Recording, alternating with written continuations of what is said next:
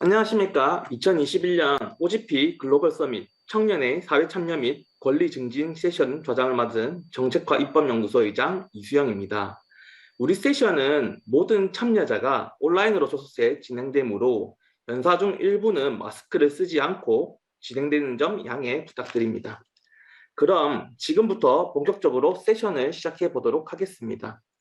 본 세션은 기존의 청년 정책들을 살펴보면서 청년들이 체감하고 있는 정책들 그리고 이제 제도 개선 관련돼 가지고 이제 의견을 좀 나누는 시간이 되겠습니다. 시청하고 계신 분들도 2021년 OGP 글로벌 서밋 공식 홈페이지에서 세션에 대해서 궁금하신 점 그리고 코멘트 등을 댓글로 남길 수 있으니 참고 부탁드리겠습니다. 먼저 이번 세션을 위해 참석해 주신 일부 연사분들을 소개하도록 하겠습니다. 정상민 인천청년네트워크 위원장님 참석해 주셨습니다. 민재명, 반갑습니다. 민재명 디랩 연구위원님 참석해 주셨습니다. 이진우 창원대 사회과학연구소 연구원님 참석하셨습니다. 안녕하십니까. 김윤지 부산제일경제기자님 참석해 주셨습니다. 네. 그럼 먼저 청년 참여를 위한 청년정책협의체 역할에 대해 정상민 위원장님의 발표가 있겠습니다. 정상민 위원장님은 청년을 대표해서 인천 지역에서 주민참여 예산 그리고 거버넌스 등의 활동을 하고 계시면서 최근에 자랑스러운 인천 시민상을 받기도 했습니다. 축하드립니다. 그럼 발표해 주시기 부탁드립니다. 네, 안녕하세요. 이번 발표를 맡게 된 인천청년네트워크위원회 위원장 정상민입니다. 반갑습니다. 저는 열린정부 파트너십에서 청년 정책에서 청년 참여를 위한 청년 협의체의 역할은 무엇인지, 그리고 인천광역시의 청년정책 협의체 인천청년네트워크의 사례를 중심으로 발표를 드리려고 합니다. 발표에 앞서 간단한 인천광역시에 대한 간단한 소개를 드리겠습니다. 인천광역시는 한반도 중서부에 위치해 있으며 대표적으로 내외국인이 이용하는 인천국제공항과 인천항이 존재하는 대한민국 수도권의 관문 도시이자 항구 도시입니다. 인천시의 인구는 2019년 기준 약 295만 명에 청년 인구는 86만 명으로 29.2%에 해당하며 인천시의 행정 면적은 광역시 중 1위로 넓은 행정 면적을 가지고 있습니다. 이는 각각의 기초구에 거주하는 청년들의 정책적 수요가 다양하다는 것을 의미합니다. 다음으로는 인천광역시의 청년기본조례입니다. 청년기본조례는 청년의 권리 및 책임, 지방자치단체의 청년에 대한 책무를 정하는 내용을 담은 조례로 2015년 1월 2일 서울시에서 시작되었고 2018년 2월 26일 인천시를 끝으로 17개 광역자치단체에 시행되고 있습니다. 아쉽게도 광역시 중 마지막으로 청년기본조례가 제정되었고 시행되었지만 인천시는 늦은 만큼 청년의 권리와 책임 등을 꼼꼼하게 정리했다는 평이 있습니다. 하지만 가장 늦게 되었다는 것은 정말 아쉬운 것도 사실입니다. 다음은 인천 시내의 기초자치구들의 청년기본조례 유무입니다. 현재 인천시는 10개의 구군으로 구성되어 있으며 옹진, 강화를 제외한 8개 기초자치구에서 지역 청년들의 권익 증진과 삶의 질 향상을 위한 목적으로 청년기본조례가 시행 중에 있습니다. 2021년 11월 기준 인천광역시 청년기본조례, 청년창업지원조례, 그리고 미추홀구 1개, 서구 4개, 남동구 1개, 연수구 1개, 중구 1개, 동구 1개, 계양구 1개, 부평구 2개로 총 14개의 청년 관련 조례가 인천광역시에서 시행되고 있습니다. 또한 인천 시내의 기초자치구별 청년 참여기구 운영 현황입니다. 각 구는 청년 기본 조례에 따라 청년들의 청년 정책 제안과 모니터링을 담당하는 청년 정책 협의체인 네트워크 또는 참여단이라고 하는 이름으로 청년 정책 협의체를 운영 중에 있고요. 그리고 또한 청년 정책의 심의를 담당하는 청년정책위원회를 운영하고 있습니다. 현재 청년 기본 조례가 시행 중인 8개 기초구 중 부평구와 계양구를 제외한 6개 기초자치구가 청년정책협의체와 청년정책조정위원회를 운영하고 있고 부평구는 2022년 운영 예정이며 계양구는 아직 운영에 관한 계획은 없습니다. 네, 이제 인천광역시입니다. 인천광역시 또한 2018년 이후 인천청년 네트워크와 청년정책조정위원회를 구성하여 운영 중에 있습니다. 인천청년 네트워크는 인천시 전역에서 19세부터 39세까지 50명을 선발하여 인천시의 청년정책 모니터링 그리고 정책 제안에 대한 역할을 담당하고 있으며 50명의 위원들은 취창업, 문화예술, 주거, 생활안정, 참여권리 4개 분과에 소속되어 자신들 그리고 청년들이 처한 상황에 대한 분과회의 등을 통해서 정책 대안을 발굴하는 역할을 합니다. 또한 위원회, 인천시 간의 소통을 위해 위원장과 부위원장, 그리고 4개 분과장과 간사 1인이 운영위원회를 구성하여 인천 청년 네트워크 운영 전반에 관한 결정을 담당합니다. 다음으로는 인천시 청년 정책입니다. 인천시 청년 정책은 행복한 청년 변화하는 인천이라는 비전으로 자립, 동행, 도전, 힐링이라는 4대 전략을 바탕으로 청년 정책이 시행됩니다. 청년 정책의 추진 체계는 소관 부서에서 청년 사업을 청년 정책과가 청년 정책을 총괄하고 청년 정책 기본 계획을 수립하여 청년 정책 조정위원회에서 기본 시행 계획을 심의합니다. 소관 부서에서 청년 정책을 시행하는 이러한 체계를 가지고 있고요. 2021년 현 인천시 청년 정책은 15개 부서에서 약 40개 사업 680억을 운영하고 있습니다. 4대 전략을 바탕으로 아래와 같은 세부 사업을 진행하고 있고요. 대표적으로 청년들의 자산 형성을 위한 드림4 청년 통장과 재직 청년들을 위한 드림포인트, 취창업 재직 청년들을 위한 월세 지원 사업과 인천시의 대표적인 청년 공간 사업인 유유기지 등 다양한 사업이 진행 중에 있습니다. 현재 인천시 청년 정책의 법적 근거와 행정에서의 인천 청년 정책을 좀 살펴보았는데요. 이러한 제도 속에서 청년정책 협의체인 인천청년 네트워크에 보다 나은 청년들의 시정 참여를 위한 역할과 활동 내용에 관한 설명을 좀 드리고자 합니다. 첫 번째는 정책 제안 및 모니터링입니다. 인천내시 구성된 다음 주된 목적 중에 하나이고요. 청년이 처한 사항을 청년 당사자가 직접 해결하기 위해 정책을 행정에 제안하는 역할입니다. 정책 제안 및 결정 과정은 다음과 같습니다. 청년 네트워크의 정책 제안을 이제 시에 접수를 하게 되고요. 7일 이내 소관부서가 검토를 하게 됩니다. 그리고 그 내용을 부서에서 검토한 결과를 가지고 저희들에게 다시 피드백을 주시고 그걸 가지고 이 정책이 사업화가 된다라고 하면은 예산 확보 및 사업 계획을 수립을 합니다.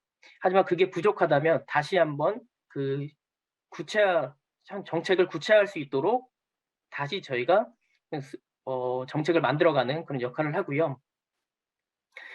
하지만 이제 그 본 예산에서 신규 사업을 만드는 것은 너무나도 어렵기 때문에 인천넷 2기는 신규 사업을 본 예산에 제한하면서 동시에 아래와 같은 주민 참여 예산 제도를 적극적으로 참여했습니다. 그래서 신규 사업이 내년에 반영될 수 있도록 투트랙 전략을 좀 사용했고요. 이를 통해 주민들이 동의한 그 신규 사업 2가지가 선정되기도 하였습니다. 또 많은 청년 협의체에서 정책을 단순 제안하는 데 그치지만 정책이 구체화되는 데 많은 의사결정 과정이 필요합니다. 그래서 그 행정의 과정을 함께하면서 최대한 많은 청년 정책이 반영될 수 있도록 노력을 하였고 다음으로는 이제 기존 정책에 대한 모니터링입니다. 신규 정책 제안뿐 아니라 기존 정책이 효과적으로 시행 중인 것을 확인하는 것 또한 중요한 역할이기 때문에 지금 보여드리는 이 내용과 같이 월세 사업의 경우 사실 지원 자격이나 그 지원 기준이 현실과 맞지 않았고 오른쪽 지원 기준을 월세 임차 보증금 4천만 원을 5천만 원으로 늘리고 월세를 60만 원까지 올리는 등의 이제 현실과 같은 그 현실에 맞춤으로써 더 많은 청년들이 혜택을 받을 수 있게 되었습니다. 두 번째는 청년 시정 참여 확대입니다. 아시다시피 청년기본법 제15조에 따라 광역지자체의 경우 청년 정책을 주로 다루는 운영에 일정 비율 이상을 청년으로 위촉하여야 합니다. 이를 통해 인천 청년 네트워크에서는 청년들의 더 많은 시정 참여를 위해 규제 완화 위원회 1인, 젠더 거버넌스 위원회 1인, 인천광역시 주민참여 예산위원회 10인, 인천광역시 시민감사관 1인 등과 같은 다양한 영역에서 청년의 목소리가 반영될 수 있도록 하였습니다. 또한 위원회 참여뿐 아니라 정책의 기본이 되는 청년에 관한 모든 연구 용역의 의사 수렴 과정의 변화를 이끌었습니다. 예를 들면 과거에는 오전 10시, 오후 2시와 같이 일과 시간에 착수 보고회, 중간 보고회, 결과 보고가 이루어졌지만 이제는 청년 정책의 근간이 되는 모든 연구 용역은 청년들이 참여할 수 있도록 일과 시간 이후로 이루어지고 있습니다. 아래에 보시는 것처럼 목요일 19시, 근무 시간 이후로 행사를 변경하는 등 담당 공무원들도 야근을 해야 되기 때문에 굉장히 처음에는 어려웠지만 적극 행정 그리고 열린 행정의 좋은 사례가 될 수 있다고 생각을 합니다. 마지막으로는 효능감입니다. 결국 거버넌스 활동을 하는 청년들은 내가 만든 그리고 내가 말하는 의견이 시정에 반영되는 것을 보면서 그 효능감을 느낍니다. 하지만 예산, 행정의 언어, 예산 주기 등에 따라 정책을 반영하는 데 그 시간이 존재합니다. 인천 청년 네트워크는 행정과 함께 1에서 3월까지는 정책을 제안, 그 제안을 구체화하는 데 시간을 할애했고 이후 6월 청년 정책 보고회라고 하는 그 형태의 개최를 통해서 행사 개최를 통해서 구체화된 청년 정책을 인천시에 전달했습니다. 이를 통해 정책 형성에 대한 여론을 들었고 이후 인천시는 본 예산에 인천시의 의견을 적극 반영한 예산안을 의회에 제출함으로써 인천 청년들이 제안한 사업들이 내년 시행될 수 있도록 하였습니다. 이를 통해 다양한 의견들이 반영되었고 이는 청년들의 효능감을 느끼게 하는 데 큰 영향을 미쳤다고 생각을 합니다. 결론적으로 더 많은 청년 참여를 위한 청년정책협의체의 역할은 단순 정책 제안뿐 아니라 행정가의 긴밀한 소통을 통해 우리의 목소리가 실제 반영될 수 있도록 운영하는 것이 가장 중요하다고 생각합니다. 기존에 있는 일반 위원회가 다르게 청년정책협의체는 대안을 주는 역할을 하는 기존 전통적인 관료제 하에서의 의사결정 과정을 보완하는 하나의 정말 실질적인 거버넌스로서 그 역할을 한다면 더 많은 청년들의 목소리가 시정에 반영될 것이고 열린 정부를 만드는데 크게 기여할 수 있을 거라 그렇게 생각합니다. 네, 제 발표는 여기까지고요. 들어주셔서 감사합니다. 네, 정상민 위원장님 발표 감사합니다. 두 번째로 청년 시설의 베리어 프리 확산 방안에 대해서 민재명 연구위원님의 발표가 있겠습니다. 민재명 연구위원님은 청년 창업가로서 많은 투자와 기술 이전을 받기도 했고요. 이후에 카이스트에 입학해서 졸업한 이후에 기술사업화 연구센터에서 연구원으로도 일했습니다. 네, 그럼 발표 시작 부탁드립니다. 네, 안녕하세요. 민재명입니다. 저는 지역사회 공공서비스 사각지대 개선을 위한 청년시설의 배리어 프리 확산 방안에 대해서 발표하도록 하겠습니다. 연구는 이제 배경 목적, 방법 구성, 그리고 선행 연구와의 차별성, 그리고 이제 가장 중요한 정책 재원에서는 지역사회 공공서비스 사각지대에 대해서 진단을 하고 이에 따른 정책 목표와 정책 과제를 도출하는 쪽으로 이제 진행을 해서 말씀을 드리도록 하겠습니다. 네, 잠시만요. 네, 이 연구 배경으로는 이 청년 시설이 청년센터, 청년공간이 전국적으로 지금 확산이 되고 있는 추세에 있습니다. 이러한 청년 시설은 다양한 활동이 발생을 하고 있는 장소지만 보편적인 청년만을 대상으로 하는 경우가 많이 있는데요. 이럴 때 정책의 사각지대에 있는 예컨대 장애인 청년이라든가 이런 분들이 함께 포함될 수 있으면 좋겠다라는 생각으로 시작을 하게 됐습니다. 이러한 점에서 이 청년 시설은 장애 비장애인 모두를 포함한 물리적 상태를 고려해서 계획이 되어야 되는데요. 현재 지금 저희가 파악한 바로는 물리적으로 이제 접근하기 어려운 그런 문제가 많이 도출되었습니다. 장애인 청년에게 편리한 환경은 우리 모두에게 편리한 환경일 수 있는데요. 그동안 장애인 청년들이 물리적 환경이 제한되기 때문에 사회활동이 위축되고 이런 사회 환경은 장애인 청년들이 이용하지 않기 때문에 바꿀 필요가 없는 그런 악순환이 반복됐습니다.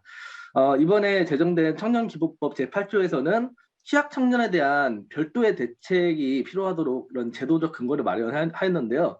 이러한 이제 법률적 근거를 바탕으로 공공서비스 사각지대에 위치한 그런 청년들이 사회 참여를 좀 더 돋굴 수 있도록 청년시설의 재구조화 방안을 제안하였습니다. 네. 네. 어, 청년 시설이 이제 물리적, 심리적 접근성을 개선할 수 있으면요. 다양한 배경을 가진 다양한 청년 참여 주체들이 함께 상호작용할 수 있는 토대를 제공할 수 있는데요. 정책 사각지대에 위치한 청년들에게 사회 안전망을 제공하고 사회 관계망을 제공할 수 있을 것입니다. 이러한 맥락에서 그동안 장애인, 노인 등으로만 중심으로 논의되어 온 커뮤니티 케어를 청년을 중심으로 다시 논의를 할 수가 있습니다. 청년 시설이 커뮤니티 케어 정책과 연계하면은 사회적으로 고립된 상태에 있는 청년들에게 예방적 돌봄을 제공할 수 있습니다. 이미 청년 시설은 이제 거의 모든 지자체를 중심으로 지금 설립이 되어 있는데요. 이미 이제 기조성된 청년 시설 인프라를 적극적으로 활용함으로써 정책적 효과를 빠르게 달성할 수 있을 것입니다. 청년을 포함한 모든 사회 구성원들에게는 상호 돌봄의 의무가 존재합니다. 청년을 복지 정책의 수혜자로서만 규정하는 것이 아니라 공동체에 헌신할 수 있는 사회 구성원으로 이렇게 바라본다면은 공동체 돌봄 의무를 통한 참여 소득까지도 논의해 볼 수 있을 것입니다.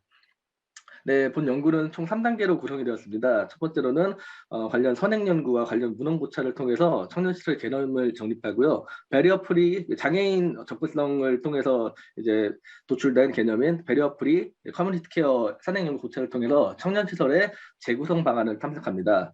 두 번째로는 2018년부터 2020년까지 최근 3년간의 청년시설 소집 키워드를 대상으로 빅데이터 분석을 실시하고 이를 기반으로 환경 스캐닝을 실시함으로써 트렌드와 이머징 이슈를 파악합니다. 마지막으로 대전 세종 청년시설 센터장들을 대상으로 포커스 그룹 인터뷰를 실시하여 정책적 시선점 및 타당성을 도출하였습니다. 네, 본 연구의 차별점으로서는 기존에는 청년 문제를 고용에 따른 실업 문제로 다루는 경우가 많았는데요. 여기 한정되지 않고 접근성, 다양성, 포용성, 지역성 이 네 가지 관점에서 물리적, 심리적 장벽을 고찰하였습니다. 장애인 접근권에도 시작한 배려프리 개념을 확장시켜 청년시설 이용에 있어 소외된 정책 대상자에 대한 탐색적 연구를 수행하였다는 점이 있는데요. 청년기본법 제8조를 기반으로 그런 법률적 기반으로 정책 사각지를 해소하는 방안으로 이제 재구조화를 제안하였으며 청년시설 인프라를 활용한 커뮤니티 케어 정책 연계를 제안하였습니다. 네. 청년시설은 2015년 무중력지대가 서울시에서 생겨난 이후 지역 청년들의 이탈을 방지하고 정주 여건을 개선한다는 명분으로 이제 설립이 되었는데요. 청년들의 삶의 질을 향상하고 자유로운 활동을 돕는다는 그 측면에서 지금은 지방자치단체를 중심으로 전국적으로 확대가 된 상황입니다. 그러나 청년시설의 이제 개념이 아직은 뚜렷하게 정의되지 않은 측면이 있습니다. 하지만 대다수 연구자들은 사회적 교류를 통해 성장을 돕는 커뮤니티 공간으로 정리를 하고 있습니다. 청년 시설들은 유휴 공간을 중심으로 조성이 되어 있어 접근성이 좋지 않은 경우가 많이 있습니다. 따라서 청년 임대주택과 청년 시설의 연계를 통한 청년 접근성을 좀 더 향상시키는 것이 필요하겠고요. 이러한 청년 시설은 해외에서 유사한 사례를 찾아볼 수 없는 한국만의 차별화된 정책이라고 볼 수 있습니다. 네. 지금 청년 시설이라든지 청년 정책이 태동하게 된 근본 원인에서는 청년의 이제 사회 참여 진입기가 늦춰지는 현상이 있습니다. 청년들이 사회 참여를 원하고 있음에도 이런 구조적 원인에 인해서 기회가 제공되지 못하고 있는데요. 청년의 사회 참여를 제한하는 장벽을 낮춰야 될 그런 필요성이 제기가 되고 있습니다. 네. 청년들이 지금 당면한 문제는 되게 복합적인 문제가 있는데 단순히 취업이라는 문제에만 한정되는 게 아니라 사회 관계망도 이제 1인 가구가 늘어나면서 사라지고 있는 추세에 있습니다. 따라서 청년이 기존 도전을 상징하는 세대였다면 현재는 보살핌이 필요한 그 세대로 전락했다는 그런 의미를 내포하고 있는데요. 이러한 맥락에서 청년 시설은 커뮤니티 케어 정책을 연계할 필요가 있습니다. 네. 데이터를 분석한 결과, 이제 데이터 분석의 시사점으로는 청년 관련 그 청년 시설에 대한 사회적 관심이 그렇게 크지 않다라는 그런 문제가 있었습니다. 따라서 왜 이런 사회적 관심이 그렇게 부족할까? 청년에 관한 이제 빈도 분석은 되게 높이 나타난 반면, 근데 뭐 주택, 창업, 연구 이러한 키워드에 대한 빈도는 눈에 띄게 작은 것으로 나타났습니다. 따라서 이런 이 연구 이제 데이터가 이제 보여주는 시사점으로는 어, 청년 시설이 왜 이 사회적으로 확산이 되지 못했는가에 대해서는 보다 면밀한 고찰이 필요할 것으로 그렇게 파악이 됩니다. 네, 네 개의 집단으로 이제 청년 관련 키워드를 분석할 수 있는데요. 접근성과 다양성, 포용성, 지역성으로 구분을 할 수가 있습니다. 네, 연구 재현으로 빠르게 넘어가도록 하겠습니다. 네, 배려프리 설계를 도입함으로써 공공시설 접근권 강화를 통한 사각지대 개선이 이제 필요하고요. 현재 독서실 목적의 공간으로 많이들 사용되고 있습니다. 혹은 프로그램 자체는 원데이 클래스 중심의 일회성 프로그램으로 되고 있는데요. 그런 프로그램과 이런 공간의 목적 사용은 그 공간에서 사회참여를 절실하게 필요로 하는 청년들의 이용을 불가능하게 하는 측면이 있습니다. 그렇기 때문에 접근성을 강화하고 좀 더 사회관계망을 조성할 수 있는 방향으로 재구조화가 필요하다라는 제언을 드립니다. 네. 청년 커뮤니티 케어 프로그램에서 중요한 이제 대목 중에 하나는 현재 청년 그 기본법상에서의 연령 기준은 이제 19세부터 34세로 되어 있는데요. 현재 그 이 연령 기준을 한 살 더 인하를 해서 18세로 하향을 할 수가 있다면은 보호종료 청년들이 300만 원에서 500만 원 뭐 이렇게 정착 지원을 받고 밖으로 이제 나가서 자립을 해야 되는데 청년 시설에서 보호종료 청소년들까지 좀 더 포괄할 수 있는 그런 정책적인 확장성을 가지는 방향을 가지면 좋지 않을까라는 그런 제언을 드렸습니다. 또한 장애물 없는 생활적 인증 제도를 준용하여 몸이 불편하신 분들도 청년 시설에 보다 편안하게 올 수 있도록 시설 기준을 마련할 필요가 있고요. 퇴근 후 직장인 청년들도 참여할 수 있도록 시간을 좀 더 개방하는 것이 필요하다라는 생각이 들어서 관련 내용을 제언을 드렸습니다. 또한 청년 센터에서 하는 활동들이 제도적으로 청년들에게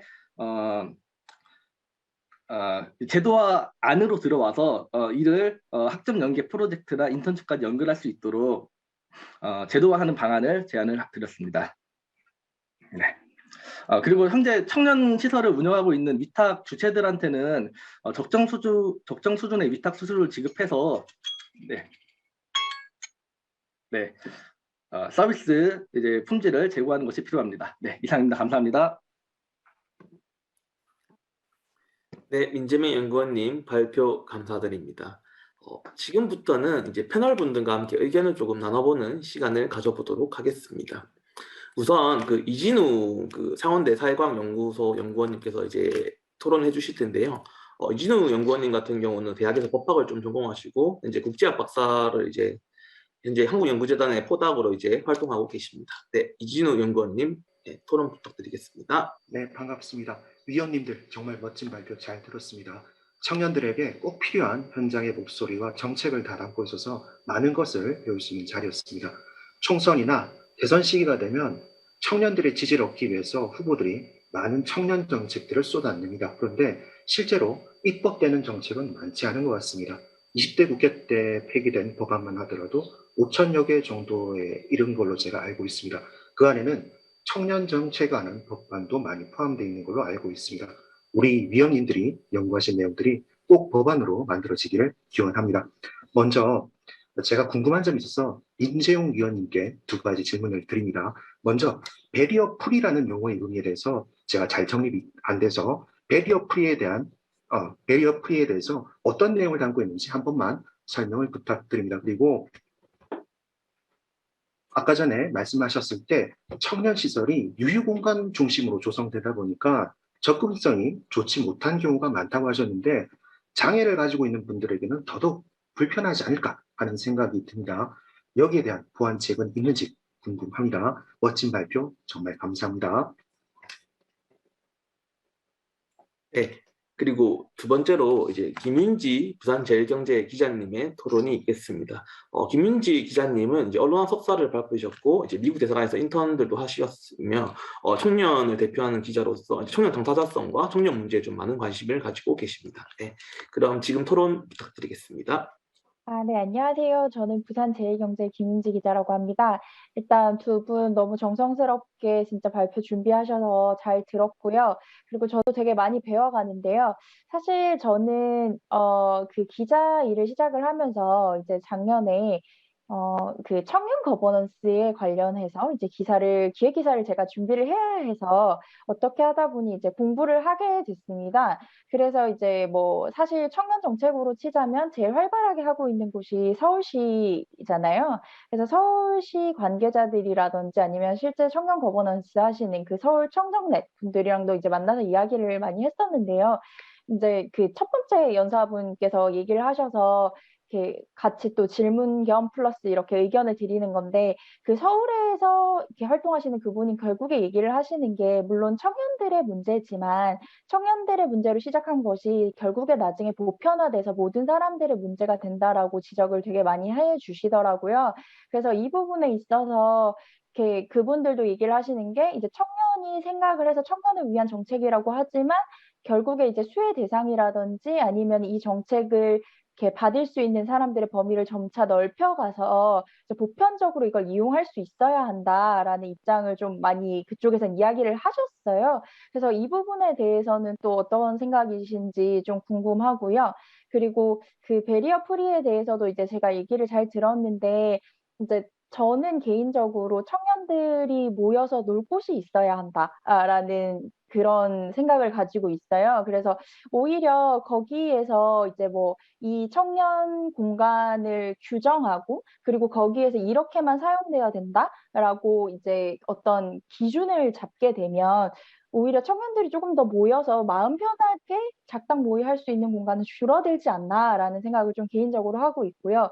그래서 그 부분에 있어서는 뭐 원데이 클래스가 됐든 아니면 뭐가 됐든 진짜 다양하게 거기서 뭐든지 일어날 수 있다고 생각을 하고 저는 그 과정을 통해서 뭐 마음 맞는 사람을 만나든 아니면은 네트워킹을 하든 해서 또 다른 협업의 가능성이 있다고 보는 측면이 좀 강해서요. 그런 부분에 대해서 또 이제 두 번째 연사님은 어떻게 생각을 하시는지 좀 궁금한 편입니다. 네.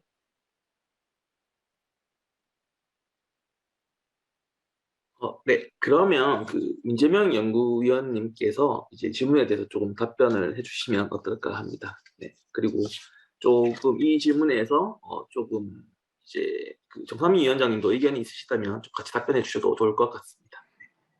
네, 먼저 좋은 질문 주셔서 감사합니다. 베리어 프리는 고령자나 장애인들 같이 사회적 약자들이 이런 물리적 제도에 대한 장벽을 허물자는 그런 정책 또는 그런 운동을 얘기를 하는데요. 이 베리어 프리 청년 공간은 사실 접근성을 청년들이 좀 더 넓히자. 그래서 장애인을 포함한 보편적인 청년들까지 청년 공간으로 들어올 수 있는 접근성이 좀 더 넓혀지는 그 열린 공간을 지향한다는 점에서 특정 뭐 장애인만을 대상으로 하는 그런 뭐 섭소한 의미는 아닙니다. 그리고 말씀하신 것처럼 청년들이 여기서 뭐 원데이 클래스든 어떤 뭐 다른 프로그램이든 다양하게 즐길 수 있어야 된다는 것에 당연히 동의를 하고요. 다만 이 연구를 하면서 청년 이 시설을 직접 운영하시는 그 센터장님들을 모시고서 포커스 그룹 인터뷰를 이제 진행을 했었는데요. 사회관계망을 형성하는 것이 중요한 과제 중에 한 가지인데 원데이 클래스와 같은 일회성 프로그램에서는 사회관계망을 형성하는 데 어려움이 있다라고 도출이 되었습니다.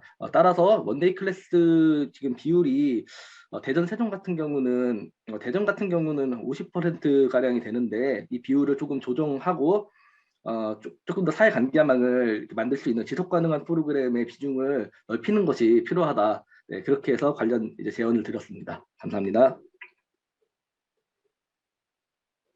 충분한 답변이 좀 되셨을까요? 혹시 정상민 위원장님께서도 이 질문에 대해서 좀 코멘트 하실 게 있으시면 해주셔도 좋습니다. 네, 너무 좋은 질문을 주셔가지고요. 조금 정리를 해봤는데요. 제가 생각하는 말씀하셨죠. 보편적인 정책까지 가는 데에는 조금 어려움이 있다라는 좀 생각이 처음 들었습니다. 사실 정책이라고 하는 게 동태성을 가지고 있고, 올해 했던 것이 내년에는 좀 어떻게 보면 틀릴 수도 있고, 이런 좀 변화가 그런 동태성이라는 측면을 가지고 있기 때문에, 사실 고용하고 양극화라고 하는 것에 플러스 이제 코로나19라고 하는 게 청년 세대에게 직격타로 다가왔다고 좀 생각이 들어요. 그래서 가장 먼저 우선순위로 청년 세대를 도와줘야 된다라고 하는 그런 어느 정도 여론이 좀 형성됐다고 지금 생각을 하고 있습니다. 그렇기 때문에 가장 필요한 데에서 우선순위로서 청년 세대가 받을 수 있는 것을 먼저 정책적 우선순위를 했으면 좋겠고, 그 이후에는 보편적으로 나아가는데 이제 서로 사회 합의를 통해서 이루어 나간다면은 말씀해 주신 것처럼 이제 정책이 계속 발전할 수 있을 거라 그렇게 생각하고 있습니다. 네. 네, 감사합니다. 사실 저희가 1부와 2부로 좀 나눠서 토론이 진행되고 발제가 되기 때문에 남은 시간 동안 종합 토론을 할 수 있으니까 그 시간을 좀 활용해서 다른 발제에 대해서도 서로 상호 토론을 하도록 하겠습니다. 이것으로 1부를 좀 종료하고 2부에 이어가지고 이제 연사 발표와 토론을 하도록 하겠습니다. 이번 두 번째 세션을 위해서 참석해 주신 2부 연사분들을 소개해 드리도록 하겠습니다. 예. 먼저 여인표 MTS 이사님 참석해 주셨습니다. 안녕하세요. 반갑습니다. 네. 그리고 장도원 커리어 코치협회 책임연구원님 참석해 주셨습니다. 네, 안녕하세요. 네. 한성철 부산 영도구 청년정책위원님 참석하셨습니다. 네, 안녕하십니까. 네. 오승현 인천 청년정책위원님 참석해 주셨습니다. 네, 안녕하세요. 반갑습니다. 컴퓨터에 잠깐 문제가 생겨서 잠시 후 화면 켜도록 하겠습니다. 네. 강희은 부산 중구의회 의원님 참석해 주셨습니다. 네, 반갑습니다. 강희은입니다. 조용호 전 법제처 법령정비과장님 참석해 주셨습니다. 그럼 먼저 청년 1인 가구의 비대면 건강관리랑 그다음에 지역부동산 안정화 관련된 정책으로서 여인표 이사님께서 발표를 해주시겠습니다. 여인표 이사님은 청년 창업가로서 국회 로스타 대상도 받기도 하셨고 대전 청년 정책과 관련돼서 사회적 안전망과 창업 정책 관련돼서 많은 기여를 하고 계십니다. 또 행정안전부에서 운영위원으로서 경제 분야의 정부 혁신에도 노력하고 있습니다. 네. 그리고 잠시 이진우 연구원님께서 시험 감독 때문에 잠시 자리를 비우셨음을 양해 부탁드리겠습니다. 그럼 발표를 시작해 주시면 감사하겠습니다. 네, 안녕하세요. 발표자 여인표입니다. 저는 청년 1인 가구 비대면 건강관리 정책 제언과 지방 부동산 안정화 정책을 제언하도록 하겠습니다. 청년 1인 가구 비대면 건강관리 정책 제안 배경 및 목적에 관해 말씀드리겠습니다. 코로나19가 시작되고 19년도 우울증으로 치료받는 인원이 10만 명이 넘었고 20년도 상반기에만 20대가 9만 명, 60대가 10만 명이 넘는 실정입니다. 진정될 것 같았던 코로나19가 변이되고 확산되어서 국민들의 두려움이 큰 상황입니다. 운동의 항우울 효과는 익히 알려진 사실이고 외부 활동에 어려움을 겪는 현재 코로나19 상황에서 비대면으로 문제를 해결해보고자 하였습니다. 결국 제안하고자 하는 바는 1인 가구 청년들이 헬스장 등 외부 활동이 코로나19로 어려움을 겪고 있는 상황에서 국가가 온라인으로 비대면 운동 방법을 알려주었을 때 건강 및 심리적 불안을 해소할 수 있는지, 이것이 정신질환 병원비 감소 등 코로나19에 의한 사회적 비용을 감소할 수 있는지에 관한 제언입니다. 저희가 대전에서 청년 1인 가구 비대면 건강 프로그램을 진행해 보았습니다. 요가 매트를 78명에게 전달하여 집에서 혼자 맨몸으로 할 수 있는 운동 방법을 알려주고 그것이 코로나19에 어떠한 영향을 끼치는지 확인해 보았습니다. 총 월 4일을 진행해 보았을 때 청년들은 비대면 소통으로 심리적 안정을 얻었다는 평과 외부 체육시설 이용에 어려움을 대체할 수 있을 것이다. 식습관, 건강관리의 부족으로 면역력 저하가 된다고 생각했던 불안감을 부분 해소할 수 있었다라는 평이 참여자의 평가로 있었습니다. 익숙하지 않은 탓에 첫 비대면 수업은 어색함이 있었지만 2회차부터 흥미와 적극성을 보였습니다. 촬영은 대덕구에 마련된 청년 공간, 청년 벙커와 청년 민간 스튜디오에서 진행되었고, 또 이 모든 진행은 청년 창업기업 참여자 100% 39세 이하 청년들로 진행되었습니다. 프로그램 만족도는 좋다 이상이 78.3%로 높은 만족도를 보였습니다. 차후 프로그램 요구에서 필라테스, 요가, 홈트레이닝이 집에서 혼자 할 수 있는 프로그램이 가장 높은 비율을 차지했습니다. 정책 진행 비용으로 연 1억 정도로 500명 정도가 진행할 수 있지만 실제로는 줌이나 유튜브를 활용하여 1000명 이상의 청년들이 한 번에 들어도 무리가 없습니다. 정책에 따른 기대 효과로 홈트레이닝으로 인한 건강이 증진되어 10만 명이 넘는 정신질환 문제를 감소하여 치료비 사회적 비용을 감소를 기대할 수 있고, 헬스장 등 외부 활동 감소로 인한 청년 코로나19 확산 방지 효과를 기대해 볼 수 있을 것이라 생각합니다. 두 번째로 지방 부동산 안정화 정책을 제안하겠습니다. 정책 제안 배경의 목적으로 지방 부동산이 타 지역 투기 세력에 의해 특히 서울 수도권 투기 세력에 의해 부동산 가격이 폭등했습니다. 작년 11월 5대 광역시에서 역대 최고치인 130%까지 올랐습니다. 서울 거주자가 타 지역 아파트 매입 거래량이 2006년 이후 최고치를 경신하고 있습니다. 피해는 고스란히 지방 실거주자인 지방 주민이 감당해야 하는 실정입니다. 2주택 3억 이하의 취득세는 1%에서 3%로 취득세 부담이 적어 투기 목적의 부동산 거래가 활발합니다. 1억 정도의 지방 아파트들은 현재 2배 가까이 오른 아파트들이 많아 실거주 목적의 주민들이 재산세가 증가하거나 전세 대금을 추가로 대출해야 하는 상황이 발생합니다. 이는 지역 실거주민들이 부담을 갖게 되고 결과적으로 지방 도시의 이탈을 가속화하는 문제를 발생합니다. 수도권만큼 임금이 높지 않은 지방 도시는 부동산 폭락에 더욱 취약하여 점진적으로 유령 지방 도시를 만들 가능성을 높입니다. 정책 제언 부분은 현재 취득세는 1에서 12%로 진행되고 있습니다. 저는 실거주민과 비실거주 타지역 주민들의 세금이 차등되어야 된다고 생각합니다. 비실거주 타지역 주민들이 지방 아파트를 보는 시점은 주식과 같습니다. 주식에도 일정 이상의 수익이 발생하면 정부에서 세금을 걷듯이 취득세에 지방 가산세를 부과하여 무분별한 지방 부동산 투기를 방지해야 된다고 생각합니다. 또한 추가로 걷는 세액을 그 지역 공동체 발전에 기여하는 비용으로 사용하면 좋겠다고 생각하고 있습니다. 이로 인해 기대 효과는 지방 세수가 증가하여 자치분권에 도움이 되고 지방 부동산이 안정화되어 지방 실거주 국민의 부담이 적어지고 청년들이 지방으로 내려올 기회를 마련할 수 있습니다. 그로 인해서 청년들이 혼인수 증가 및 출산율 기대를 증가합니다. 예, 감사합니다. 여기까지 하겠습니다. 네, 여인표 위원님 발표 감사드립니다. 두 번째로 진로와 고용을 중심으로 한 청년 정책에 대해서 장두원 연구원님의 발표가 있겠습니다. 장두원 연구원님은 한국경제 인턴 기자, 그리고 서울대 평생교육원 강사로서 청소년과 교육 분야 관련된 소통들을 많이 하고 있습니다.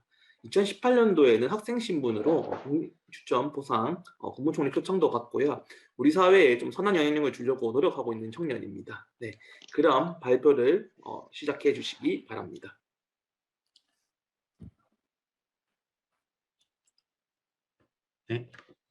네, 잘 보이시지요? 네, 발표를 맡은 장두원이라고 합니다. 제 소개는 여기서 간단하게 마무리를 하고요. 청년들과 아무래도 이제 청년 정책에 대해서 이야기를 하다 보니까 청년의 취업 그리고 청년의 고용 정책에 대한 어떤 핵심 정보 모음집을 올해 10월에 이제 출간을 하기도 하였고요. 우선은 제가 오늘 그 제언을 드리는 데 앞서서 좀 이제 중점적으로 봤었던 이제 논문에 대한 내용들과 함께 이야기를 좀 말씀을 드리고자 하는데요. 청년에 관한 기존 연구들은 주로 청년들이 처한 사회 경제적 상황에 주목해왔습니다. 하지만 문제의 당사자이자 정책 수요자인 청년들이 청년 정책 지원의 필요성과 방식에 대해 어떤 인식과 태도를 갖고 있는지에 대해서는 관련 연구가 사실 현재로도 많이 부재한 상황이고요. 여기서 이제 제가 복지 태도라는 개념을 이제 차용해서 말씀을 드리는데, 복지 태도란 복지에 대한 규범적인 신념, 믿음, 견해를 의미합니다. 그래서 개인의 복지 지위, 복지 수급자, 복지 납세자, 복지 서비스 제공자가 복지 태도에 대한 이해관계를 형성해 복지 정책에 대한 인식과 태도에 영향을 미친다고 보는 것들이 많았는데요. 이상록, 김영관 님이 이제 작성하셨던 논문, 2013년에 작성했던 논문에 의거하면은 2030의 저소득층인 경우 복지 지출 확대를 지지한다고 얘기를 했고, 선행 연구들에 따르면은 정치적 성향이 진보적일수록 공공복지 확대 지지도가 높게 나타나고 사회가 불평등하다고 인식할수록 빈곤층에 대한 복지 확대를 지지했습니다. 그래서 제가 오늘 이따가 설명드린 국민 취업 지원 제도에 대한 성격도 사실 저소득층 그리고 취약계층에 대한 이제 이야기들을 이제 좀 주로 다룰 텐데요. 그런 이제 서비스들 대한민국에서는 그 이제 보완하고자 정책적으로 고용과 이제 연계를 지어서 상당히 많은 노력들을 펼치고 있고, 2021년도부터 이제 그 국민 취업 지원 제도를 좀 보완해가지고 만들고 있고, 현재 이제 각 그 지에 있는 고용센터나 청년 이제 지원센터에서 그거를 상담을 받고 취업을 할 수 있도록 알선해주는 취약계층들을 위한 것에 대한 것들을 좀 발제로 좀 준비를 해왔습니다. 앞서 정부에서는 청년 전담 부서 신설 및 정책 방향에 대한 기조들도 보이고 있는데요. 청년의 날 매년 9월 18일에 행사를 이제 지정을 해서 올해 2회째 청년의 날 기념 행사를 실시하고 있고, 청년 전담 부서를 국토교통부, 중소벤처기업부, 기획재정부, 금융위원회 등 중앙부처 4곳에 청년 전담 부서를 신설했고, 담당 이제 공무원들, 이제 뭐 사무관들도 그 청년들의 좀 나이대에 이제 사무관들을 좀 배치를 해가지고 실제 이제 청년 세대 어떤 격차를 해소해야 하고 또 미래 도약에 대해서 어떻게 지원을 해야 될지 3대 방향을 가지고서 기조를 하고 있습니다. 그래서 코로나 위기 극복 그리고 청년 세대 내부 격차 해소, 미래 도약 지원인데 5대 분야에서 제가 오늘 다룰 일자리, 복지, 참여 권리, 주거 교육에서 특히 이제 일자리에 초점을 맞추겠습니다. 다양하게 청년 정책에 대해서 경기도나 서울 그리고 각 지역의 다양한 이제 채용 박람회 그리고 중소기업이나 중견기업의 취업 청년 전세자금 대출 제도, 대한민국에서 이제 취업을 이제 준비하려는 청년 준비생들을 위한 많은 노력들을 펼쳐나가고 있는 사례들의 예시들입니다. 그래서 각 공공기관, 뭐 한국장학재단, 주택도시기금, 그리고 기타 청년들과 좀 소통해서 청년들이 어떻게 좀 정책적으로 안정적인 지원을 받을 수 있는지에 대한 제도와 논의들이 2010년대 초반 들어와서 취업률이나 이제 청년 고용률 같은 것들에 대해서 정부 정책에 대해서 신경을 많이 민감하게 써가면서 다양한 이제 청년 계층들을 위한 정책들이 마련이 되었습니다.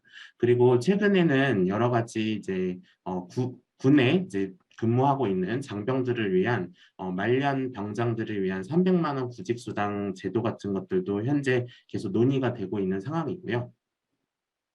그리고 청년 인턴을 이제 중소기업에서 했었을 때 중소기업이나 중견기업에 직접 인센티브를 주는 제도. 그래서 정부가 내년부터 이제 그 청년 인턴을 정규직으로 전환했을 때 기업에 연 960만 원의 수당을 지급하는 그런 이제 법률적인 그런 제도 개선 방안과 청년들이 어떻게 좀 안정적으로 방안을 이제 다져나가면서 자기 사회적인 커리어를 쌓아가야 되는 것에 대한 고민들을 꾸준히 정부에서 노력을 하고 있습니다. 그래서 이제 여러 가지 지금 이제 뭐 청년 고용률이나 여러 가지 일자리 문제 그리고 청년들이 좀 이 지금 코로나 시국 때문에 취업에 대한 여러 가지 어려움이나 애로사항들 같은 것들이 있는데 이제 정부에서는 계속 어쨌든 청년 인턴들을 좀 장려를 하면서 동시에 이렇게 청년 인턴을 채용하는 중소기업이나 중견기업에 어떻게 또 기업의 애로사항이나 이런 것들을 해결해 줘야 될지에 대한 방향성들을 이야기해주고 있는 부산국제신문의 사례이고요.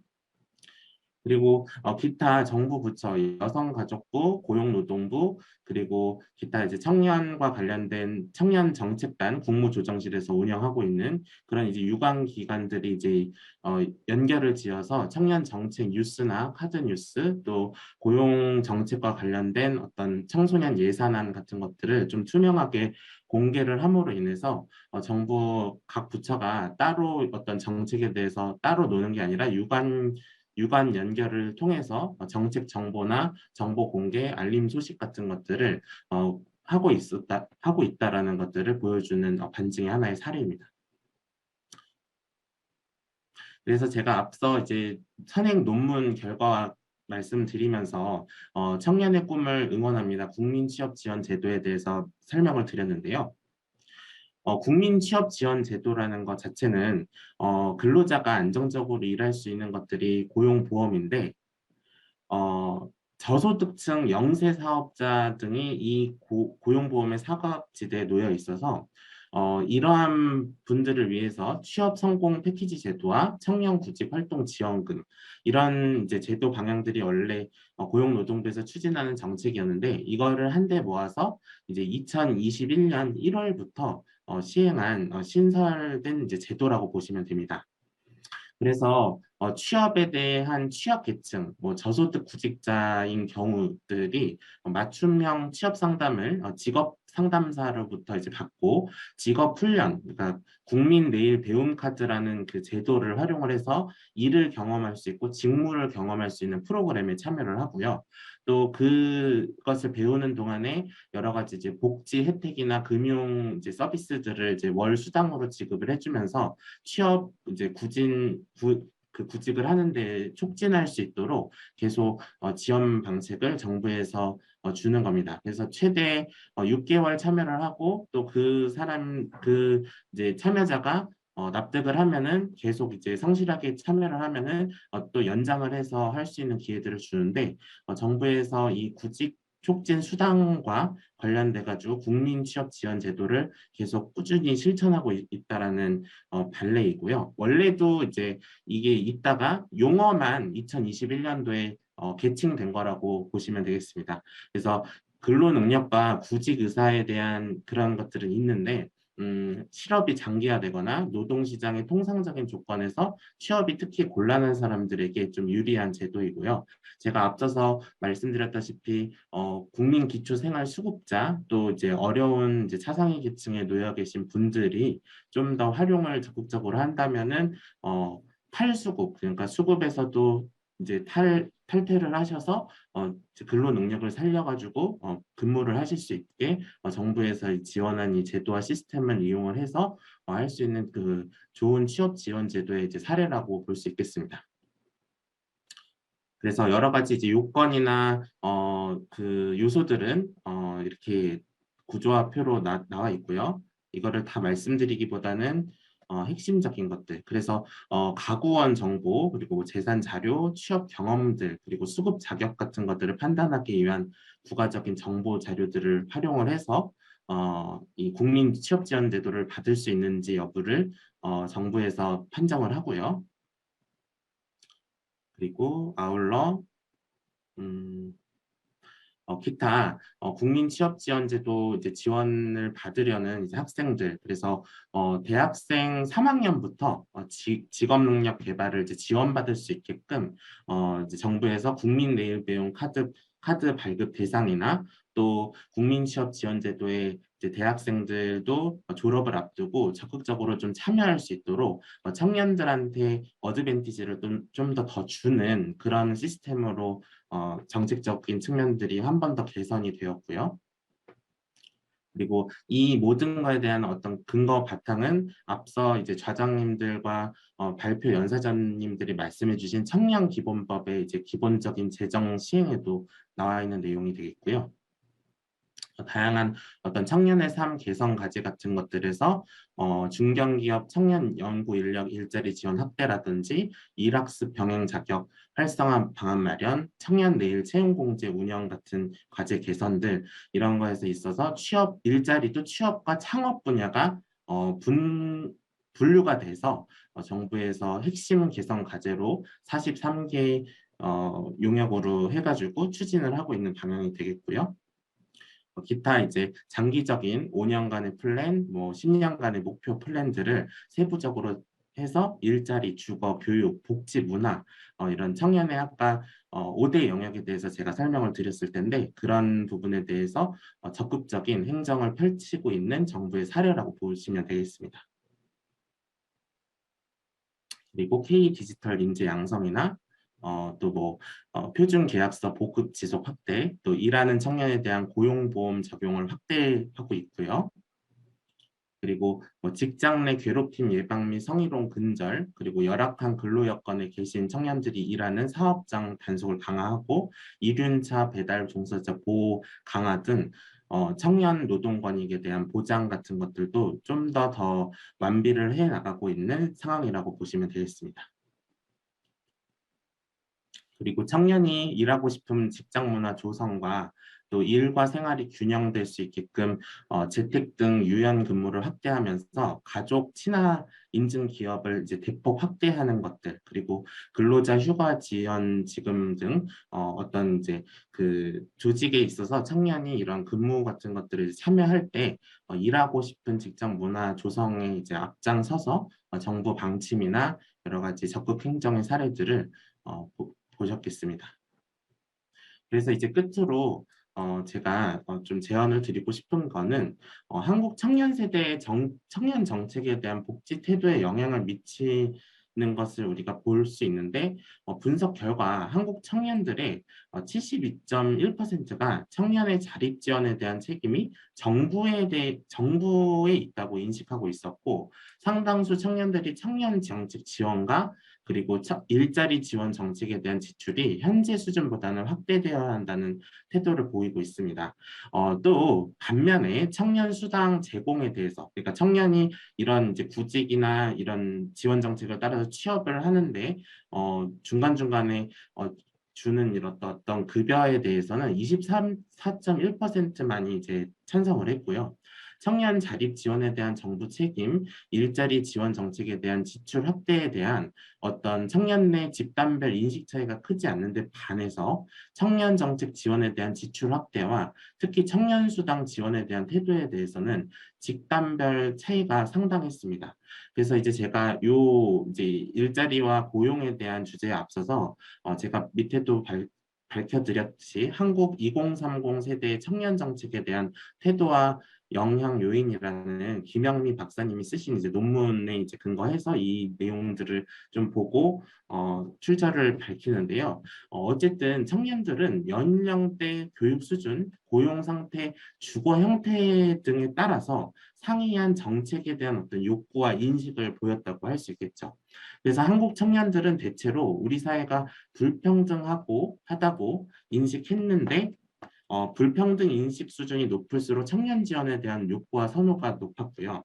따라서 향후 청년 정책이 이제 고용 부분, 일자리 부분에 대해서 이제 수립 시에 청년들이 처한 구체적인 삶의 현실과 청년 내부의 어떤 이질적인 욕구 및 인식 수준을 반영한 촘촘한 정책 설계가 필요한데 사실 실질적으로 정부가 2012년부터 좀 더 오랜 기간, 그러니까 그 이전부터도 청년의 어떤 이런 구직이나 이런 거에 대해서 관심은 가져왔지만 이제 일자리와 이제 청년의 스펙의 어떤 미스매칭 그리고 여러 가지 고스펙자들의 어떤 취업 준비 같은 것들이 이게 우리 사회도 좀 미리 좀 준비가 안 됐던 부분들도 있다 보니까 계속 이제 정부는 이제 노력을 하면서 계속 어떤 행정적인 거나 청년에 대한 어떤 지원 정책에 대해서 끊임없이 고민을 하는데 이거의 속도와 또 청년들이 생각하는 약간 그 구직에 대한 어떤 욕구 또 여러 가지 그 인식 수준 이런 것들과는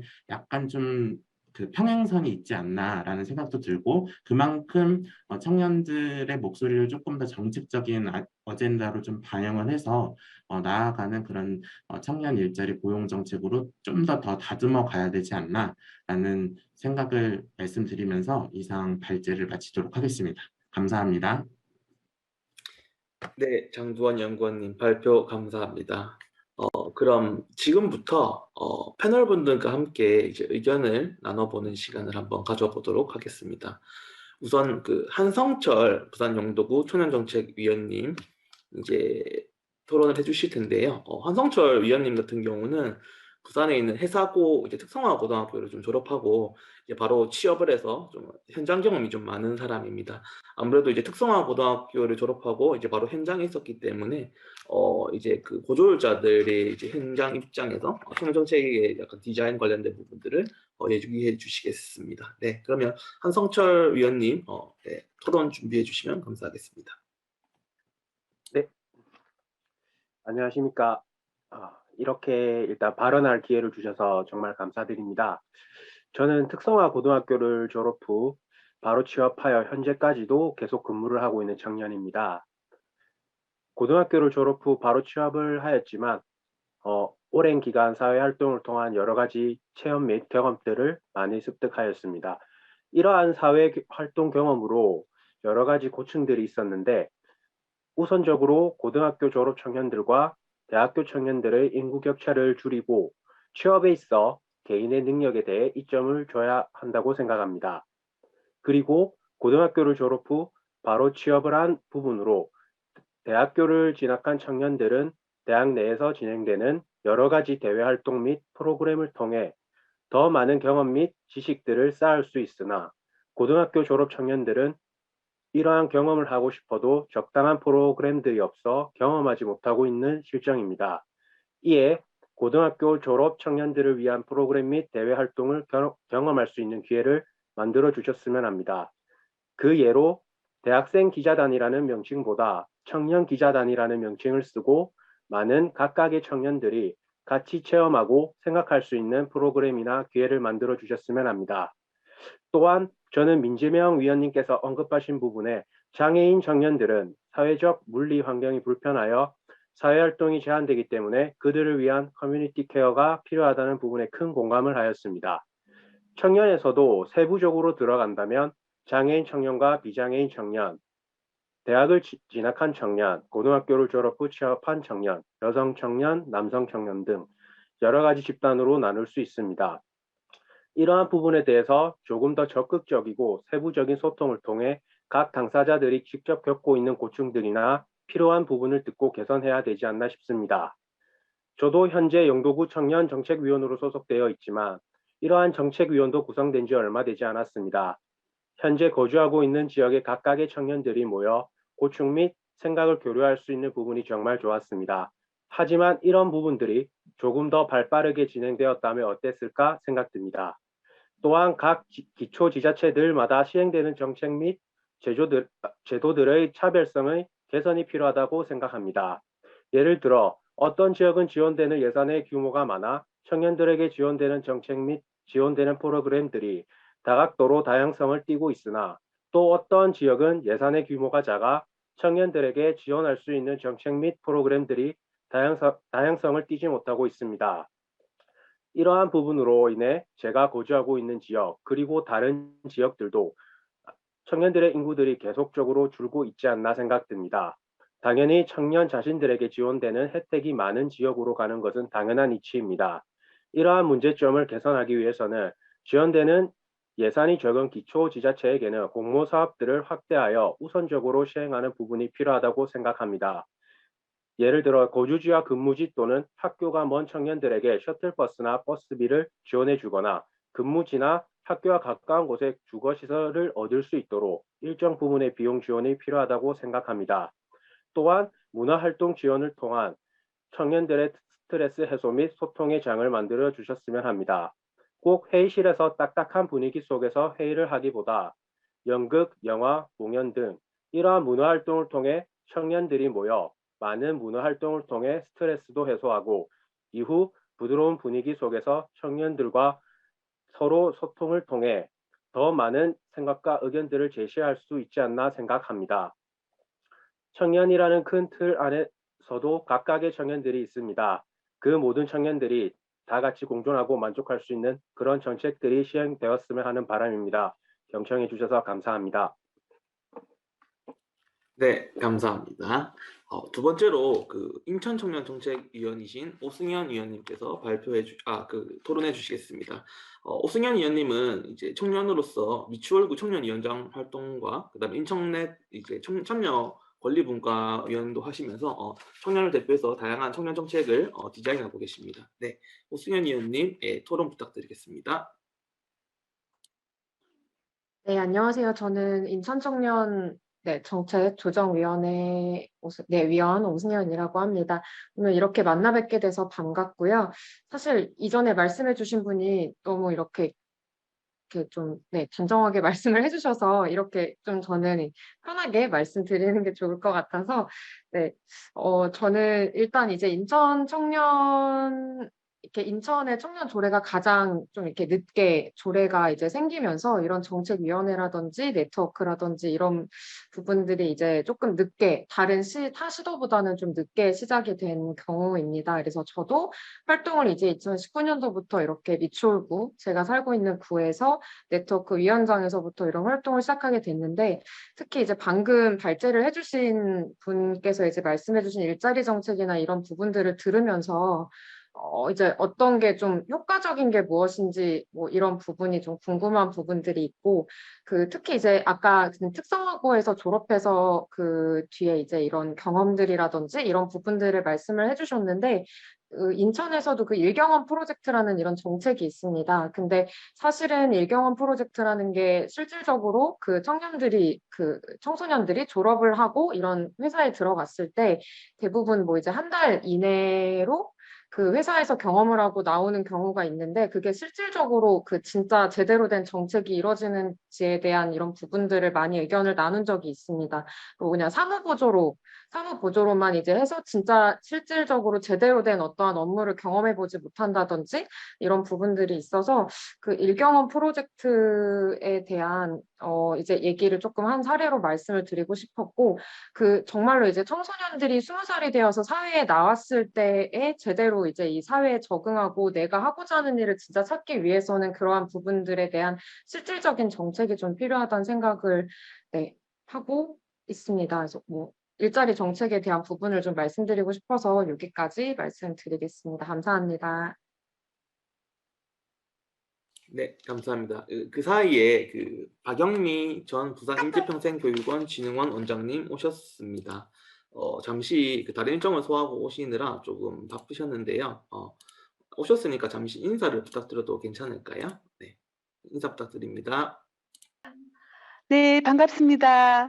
네. 예, 오늘 행사에 기대가 많았는데, 다른 또 일정이랑 제가 겹쳐서 거기도 4시까지 진행하는데, 빨리 인사만 하고 나왔습니다. 예, 네, 감사합니다. 열심히 참여하겠습니다. 네. 나중에 토론 부탁드리겠습니다. 그리고 세 번째로 강희은 부산 중구의회 의원님 이제 토론해 주시겠습니다. 강희은 의원님은 대학에서 정치학을 전공하셨고, 그다음에 주민들 그리고 자신의 이제 정치적인 활동들을 통해서 약간 자기 효능감, 앞에서 얘기 드렸던 자기 효능감을 좀 발생시키기 위해서 좀 노력을 하시고 있고, 특히나 지역 주민들의 삶의 질을 좀 개선하기 위해서 노력하고 있고, 또 청년 당사자로서 청년 정책에도 많은 관심을 가지고 있습니다. 네, 강희은 의원님께서 토론해 주시면 되겠습니다. 네, 안녕하세요. 중구의 강희은 의원입니다. 먼저 이렇게 화면으로 뵙게 되어서 너무 반갑습니다. 너무 발표해 주신 것도 이야기도 참 잘 들었고요. 네, 여기 계신 분들이 대부분이 청년 정책 네트워크를 하셨더라고요. 저 또한 부산에서 청년 정책 네트워크 1기를 했었거든요. 그걸 하면서 아까 좌장님께서 말씀해 주신 것처럼 저희가 1년 동안 열심히 정책에 대해서 제안을 했는데 그게 정말 진짜 너무 설레하면서 그때 제가 발표자였거든요. 그래서 발표를 했는데 반영이 안 되는 거예요. 와, 이게 스스로 정말 그 정치 효능감이 너무 떨어지고, 와, 이렇게 밖에서 계속 얘기를 해가지고 바뀌는 부분이 정말 힘들겠다 해가지고 제가 제도권 안으로 들어와서 이렇게 하다가 이제 정말 운도 좋고 많은 선배님들께서 배려해 주셔가지고 이렇게 의회에 있게 되었는데요. 저도 이제 의회 들어와가지고 제일 처음으로 했던 게 청년 기본조례를 발의하는 거였습니다. 그래가지고 아까 그 발표자님 중에서 저희 그 전담 인력 부분을 말씀을 하셨는데요. 저희 중구는 사실 그 인구가 4만 명이 채 안 되거든요. 그러다 보니까 저희가 기준인건비라고 해서 정해진 인원을 넘어가게 되고 그 공무원 수가 정해진 인원을 넘어가게 되면 저희가 국비 지원이라든지 이런 거에 있어가지고 불이익을 받게 됩니다. 그래가지고 저희가 공무원을 마음대로 채용하고 싶다고 해서 채용을 할 수가 없는 상황인데요. 그래도 제가 지속적으로 이제 청년 기본 조례부터 해가지고 청년이 그 있는 그 사랑방처럼 이제 와가지고 얘기도 할 수 있고 그런 공간을 계속적으로 해야 된다. 이런 그 요구에 힘입어서 이제 청장님이 그때 도와주셔가지고 제가 전담 인력 한 분을 이렇게 배치할 수 있게 되었습니다. 근데 사실 이게 한 분으로 이 청년 정책 전부를 해내기는 너무 어렵더라고요. 그래서 이번에 도시재생 사업에서 그 청년 인턴 제도로 해서 한 분씩 이렇게 내려주시더라고요, 이번에. 마찬가지로 저희 저희 지자체, 기초 지자체에도 마찬가지로 이렇게 그 전담 인력이 한 분이 이렇게 내려와가지고 배치될 수 있게끔 국가적으로 조금 진행을 해주면 전체적으로 저희가 기본 조례, 청년 기본 조례라든지 청년에 대한 관심이 점점 그 늘어나고 있는데 그런 부분에서 큰 도움이 될 거라고 생각을 합니다. 그리고 아까 그 영도구 그 청년 정책위원님이라고 하셨던 그 한성철 위원님께서 말씀하신 것처럼 저희가 대학생이라고 이렇게 한정지어서 했던 사업들이 생각보다 많았더라고요. 아까 말씀해주신 그런 문제 제기 저 또한 저희 지역에서 조금 놓치지 않도록 잘 해내도록 하겠습니다. 네, 앞으로도 청년 정책에 있어가지고 이렇게 계속적으로 관심을 보여주셨으면 좋겠고요. 저 또한 열심히 하도록 하겠습니다. 오늘 함께 해주셔서 감사합니다. 네, 토론 감사합니다. 그리고 이제 조영호 전 법제처 법령정비과장님께서 토론을 해주시겠습니다. 조 과장님은 현재 거의 퇴직을 앞두시고 공무연수 중이신데 조금 혁신적인 법안들을 좀 많이 하셨습니다. 장애인들이 사회 참여라던가 청년들이 사회에 좀 진출한다거나 이런 것들 관련돼서 조금 많은 관심을 가지고 계시고 그런 것들을 불합리하고 차별적인 법령들을 좀 개선하려고 많은 노력들을 해왔습니다. 네, 조영 과장님, 네, 토론 부탁드리겠습니다. 네, 안녕하세요. 제가 사실은 PPT를 준비했는데 이 노트북이 좀 문제가 생겨가지고 스마트폰으로 그냥 진행하였습니다. 썼던 기억들이 그대로 있어서 제가 오늘 얘기를 쭉 들으면서 느끼는 것은 좀 혁신적으로 이 청년의 이 시대를 좀 바라봤으면 하는 생각입니다. 사실 법이 제가 우리 이수영 위원장님과 같이 옛날에 정비과장을 했을 때 불합리한 차별법령이라는 걸 정비했어요. 2018, 19년도에요. 근데 법을 보면서 우리 사회에 이렇게 많은 차별법령들이 남아있는 것에 대해서 제 스스로가 놀랐어요. 심지어는 어느 정도냐면 어린이집을 이제 직장 어린이집을 만드는데 파견자 근로자는 근로자 수에 안 들어가는 거예요. 여기서 근무하고 있는데 원소속이 저쪽이라고? 이건 스토리를 하면 한이 없으니까. 그런데 이 시대에 왜 청년들이 갑자기 문제가 됐을까? 이 근본 원인을 한번 저는 생각해 보고 싶어요. 이제 지방에서 조례나 하는 정책들 중심의 얘기들이 많은데 좀 더 약간 시각을 좀 국가적 차원이나 좀 세계적으로 좀 바꿔서 본다면요. 자, 우리가 청년 기본법이 만들어졌는데 청년 기본법의 주요 내용은 주거 지원, 창업 지원, 취업 지원이거든요. 근데 주거 지원 같은 경우에는 뭐 이제 발표하신 대로 큰 제가 관심 있는 건 아닌 것 같아요. 거기는 집값을 안정화시키고 그런 정책적인 문제인데 이제 가령 취업 지원 같은 경우에 청년 실업 해소법에서 시작해가지고 만들어진 지가 한 15년이 넘어서는데 지금 청년 취업 특별법이라고 있거든요. 여기에 15년 전이나 지금이나 한 20년 된 것 같은데요. 청년 실업법까지 하게 되면 변함없이 있는 것이 공공기관에 대해서 3% 고용 의무예요. 그전에는 3% 고용하도록 노력해야 된다고 했다가 3% 고용하라고 돼 있어요. 그런데 최근에 얼마 전에 이제 발표를 준비하면서 청년 실업 문제를 봤더니 정의당에서 3%를 5%로 높인다고 하는 거예요. 그리고 민간 기업에 적용한다고.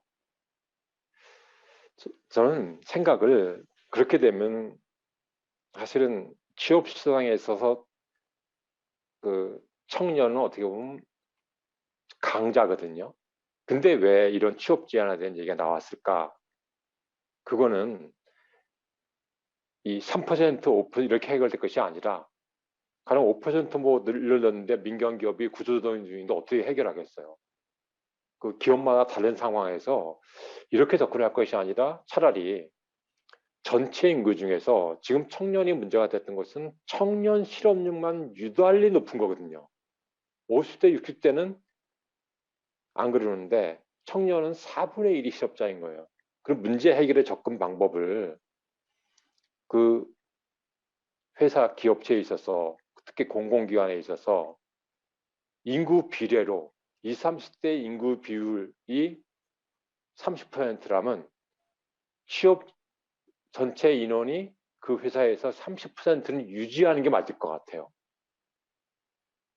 차라리 고용 의무로 하기보다도 취업 전체에 대해서 인구 비례대로 취업을 유지하자. 이런 법안이 낫지 않겠나 하는 생각이 들기도 하고 또 제가 관심 있는 것은 창업 분야인데 저희가 존경하는 저도 정주영이나 이병철이나 이런 분 참 존경하는 편인데요.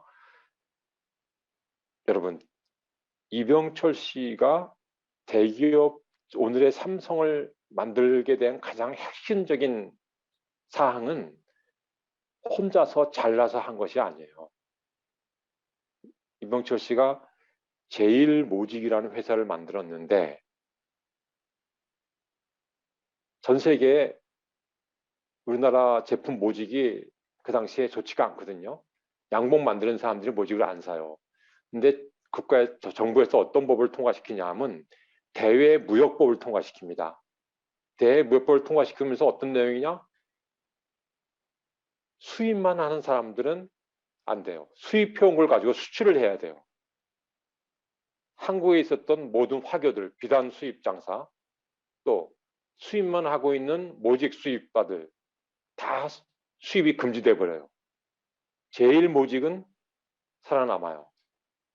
그래서 이제 기업체가 모직이 첨단 산업과 연결되면서 그렇게 회사가 발전하게 되는데 청년 창업의 문제도 100명 중에서 4명이 지금 창업을 한답니다. 청년이. 20, 30대 청년의 비율이. 이건 심각한 비율이거든요. 이런 개발연대의 현대, 이병철, 정주영 씨도 마찬가지거든요. 정주영 씨도 오늘의 현대를 이루는 가장 큰 계기 중에 하나는 현대 지금 갖고 있는 서울 중심부에 있는 제동 4억이 불화를 받아요. 수유계약으로. 그 땅이 현재 오늘 현대 본사가 되는 겁니다. 그럼 100명 중에 4명이 창업하는 이 시대에 오늘날 청년들에 대해서 창업을 여러분들이 오늘 발표한 그 정도 차원에서 취업을 그 정도 차원에서 하는 걸로 청년의 대책을 그걸로 만족할 것인가 하는 고민이 좀 되더라고요. 우리나라가 IT 전자산업이 발전하게 된 가장 큰 계기 중에 하나는 20세기에 2000년대 초반에 IMF 터지면서 벤처기업 특별법을 만듭니다. 이 법은 기존에 있는 제조업들은 감히 흉내도 못할 정도의 지원이 가해져요. 테헤란이 만들어지고 서울 구로가 만들어지고 다 그게 그런 벤처기업 특별법인데, 물론 사람들이 그걸 베이비 IT 버블이라고 얘기하고 했었죠. 근데 결국은 그 2차 산업, 3차 산업 상용으로 오늘 4차 산업을 대비할 수 있는 거거든요. 청년 시대가 청년이 취업과 창업에 있어서 자리를 잡지 못한다. 이건 대한민국의 미래가 흔들리는 문제예요. 우리 2차 산업에 3차 산업 못 가서 어려웠을 때. 그래서 좀 더 이 창업이라면 창업 관련된 중소기업 창업, 실업이라면 실업 문제에 관련된 거, 주거라면 주거에 대한 것들을 좀 더 깊이 파고들고 당당하게 요구할 수 있는 내용이 되었으면 좋겠다 하는 생각입니다. 이상입니다. 네, 조영우 과장님 감사합니다. 그리고 마지막으로 박영미 전 부산인재평생교육원 진흥원 원장님 토론해 주시겠습니다. 박영미 원장님은 서울대를 졸업하시고 나서 시민사회에서 많은 활동들을 하셨습니다. 미혼모라던가 여성 정책이라던가 좀 우리 사회의 약자들을 좀 돌아보고 이분들이 우리 사회에 포함될 수 있게 그리고 잘 적응할 수 있도록 이제 법제를 만들고 이제 이런 활동들을 하셨었고 그런 경험을 바탕으로 현재는 한국자산관리공사에서 사회적 가치라든가 ESG 경영 등과 관련된 이제 우리 사회의 포용력 그리고 사회적 가치를 위한 경영 개선 이런 쪽으로도 많이 활동을 하고 계십니다. 네, 지금부터 박영미 원장님의 토론 해주시면 될 것 같습니다. 네. 원장님 마이크 꺼져 있습니다. 예, 반갑습니다. 앞에서 말씀하신 대로 우리 그 비장애인 청년들이 이용할 수 있는 공간이 많이 부족하다고 이야기하시고 또 그런 공간들은 장애인 청년들이 이용할 수 있는 공간이 부족한데 장애인 청년들을 위한 공간을 만들면 비장애인 청년들도 함께 사용할 수 있기 때문에 편리하다 하는 말씀들에 전적으로 공감합니다. 사실 장애인들을 위한 지하철의 그 엘리베이터가 만들어지기 전에는 제가 2006년에 다리를 크게 다쳤어요. 그래서 서울에 있다가 부산에 일이 있어서 또 오게 되었는데 서면을 비롯해서 모든 지하철역이 그 엘리베이터가 없어서 제가 계단을 목발을 짚고 계단을 한 칸 한 칸 내려가는 그런 경험들을 했을 때 굉장히 야 이거 생명이 위험하다 하는 느낌까지 받았거든요. 근데 이제 그 뒤에 보면 우리가 그 노약자 또 임산부 그리고 청년이지만 몸이 아픈 사람들, 일시적으로 몸이 아픈 사람들까지 또 물건을 많이 들고 다니시게 된 분들, 이런 분들이 굉장히 효과적으로 이용을 했습니다. 그래서 그때 전국에서 장애인들이 이동 공간을 확보하기 위해서 많이 투쟁할 때 많은 분들이 욕을 하시는 어르신들이 많았어요. 그래서 제가 어른들께 교육하러 갈 때마다 저기 지하철에 엘리베이터 참 편리하시죠? 이용 다 하시죠? 그런데 그거 누가 만들었는지 아십니까? 이러면서 장애인들이 이렇게 만들었다 하는 이야기들을 했었거든요.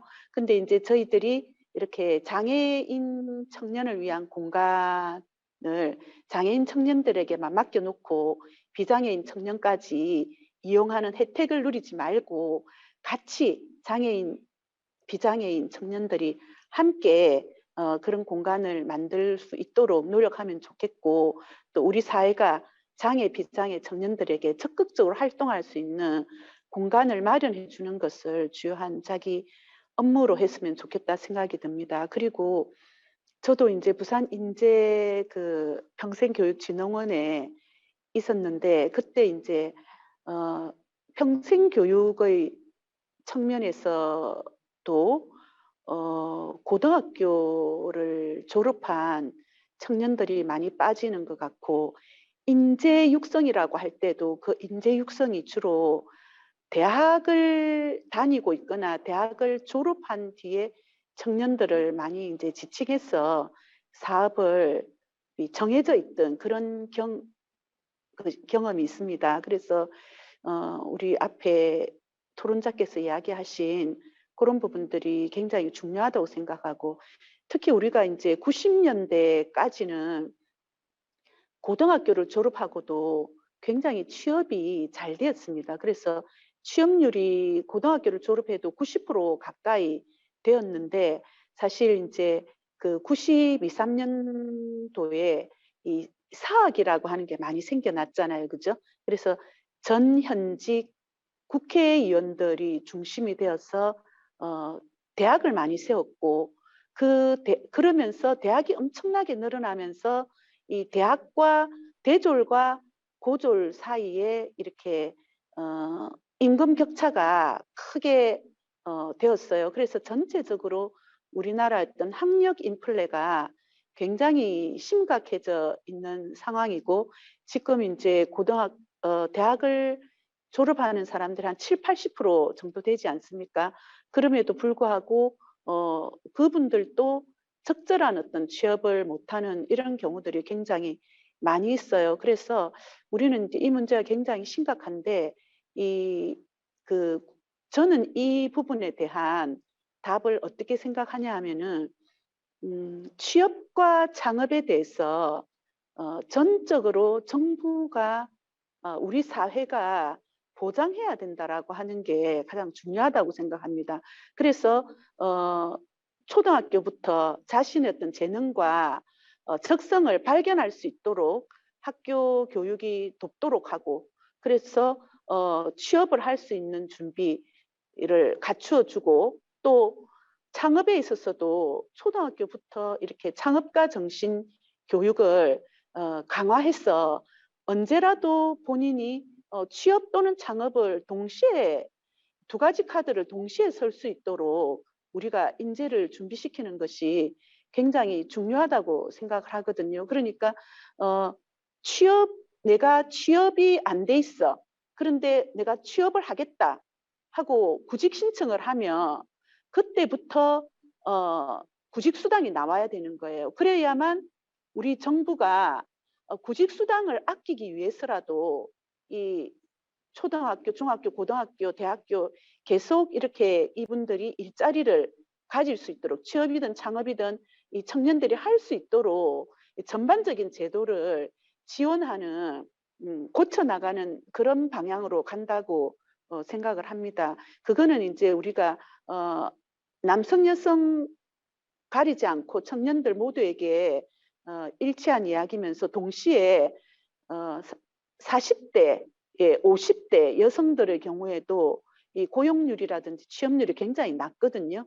그래서 이 40, 50대 여성들에게도 같이 공통적으로 이렇게 적용되어야 할 문제가 아닌가. 그래서 우리 사회의 취업과 창업을 일하고자 하는 사람들은 어떻게 해서든 사회가 일자리를 보장하는 방식으로 해야 된다. 물론 이제 그렇게 제도가 정해지면 그 제도를 적극적으로 이용하지 않는 경우에는 이제 또 다른 우리가 방법이 되겠지만, 그렇게 이용해야 된다라고 하는 생각을 높이는 것도 우리가 교육을 통해서 강화를 할 수 있지 않나 싶습니다.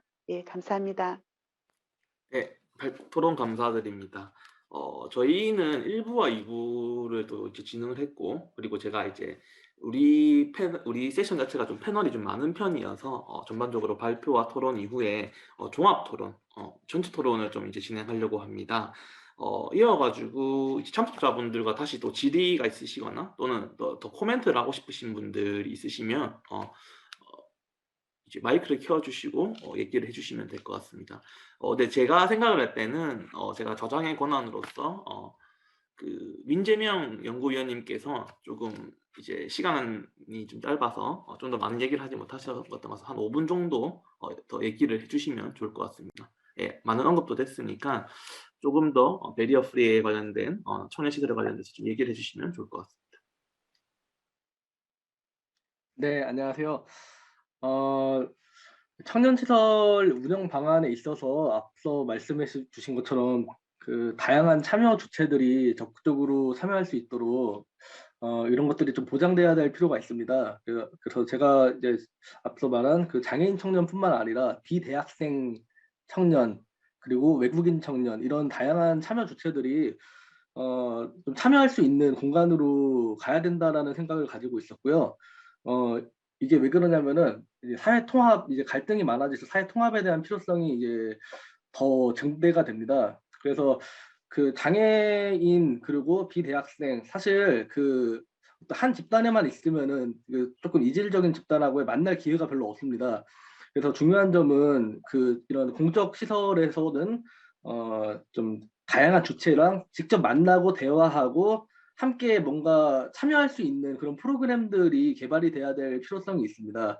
이걸 통해서 서로에 대한 오해라든지 그런 것들이 좀 사라질 수가 있고 그렇게 멀리 있는 존재들이 아니구나. 나와 다르지 않고 함께 협력할 수 있구나라는 경험들을 느낄 수 있을 것 같고요. 두 번째로는 저는 1인 가구들이 그 1인 가구 청년들에 대한 어떤 좀 개선이 필요할지를 좀 고민을 해봤는데요. 청년들이 보건소의 이제 접근성이 굉장히 떨어진다라는 것을 알게 됐습니다.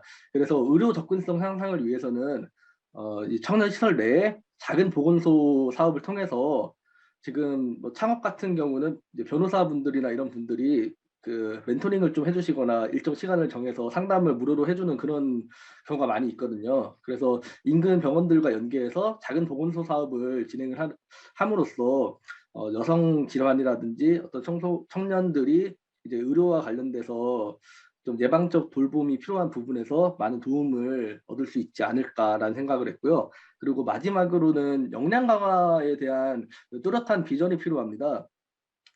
지금은 이제 어떻게 역량을 강화할지에 대해서 명확한 비전이 없는 것 같아요. 혹은 원오브댐이거나 그런 방법보다는 자기가 생각한 아이디어를 구현할 수 있도록 가령 노코드 프로그램을 통해서 코딩을 배우지 않아도 자기가 생각하는 서비스를 외부로 앱으로 구현할 수 있는 간단한 툴을 활용하는 법을 배운다거나 혹은 디지털 협업 도구 슬랙 뭐 노션 뭐 트렐로 뭐 이런 협업 툴을 통해서 좀 더 효율적으로 업무를 하는 그 환경 세팅에 대해서 방법을 배운다거나 빅데이터 교육을 통해서 데이터를 분석하고 이를 활용하는 배움을 통해서 청년들이 실질 업무에 사용할 수 있는 그런 방법들을 청년 시설에서 배울 수 있으면 많은 도움이 되지 않을까라는 생각을 조금씩 하고 관련 연구를 또 진행하고 있습니다. 감사합니다.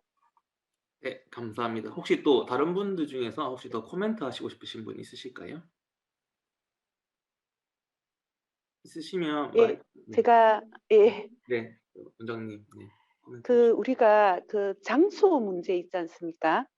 지금 이제 저도 여러 우리 지역들을 다녀보면 노인은 노인대로 또 청년은 청년대로 또 주부들은 주부들대로 굉장히 많은 장소를 필요로 하고 있습니다. 그런데 우리 그 지역에 있는 많은 공공시설들이 월요일부터 금요일까지 아침 9시부터 저녁 6시까지를 기본으로 운영되고 있어요. 그러면 주말이라든지 야간 시간에는 이 공공시설이 많이 비어 있거든요. 그래서 이 공공시설을 활용해서 공공시설을 뭐 3시간, 예를 들면 도서관 같은 경우는 10시까지 운영을 하잖아요. 그럼 10시까지 운영하면은 6시부터 10시까지라든지 이런 거는 그것을 관리하는 사람을 채용해서 시민들이 이용하게끔 한다는 거죠. 그러면은 이런 공공기관들을 연결해서 지역에 있는 공공기관들을 연결해서 그거를 관리할 수 있게 하면서 지역 주민들이 야간에도 주말에도 이용할 수 있게 한다라면은 공공시설에는 이 장애인 접근할 수 있는 편의시설이 많이 보장되어 있기 때문에 장애인 청년을 비롯해서 많은 분들이 활용할 수가 있다고 봅니다. 그래서 지역마다 그런 그 공공시설 근무 시간 외 공공시설을 관리하는 어떤 뭐 협동조합 같은 것들을 청년들이 만들어서 그 지역에 있는 어르신들 일자리와 연결시킨다든지 아니면 청년들 알바와 연결시켜서 이런 공간들을 제공할 수 있으면 참 좋지 않겠나 이런 생각을 하나 하고요.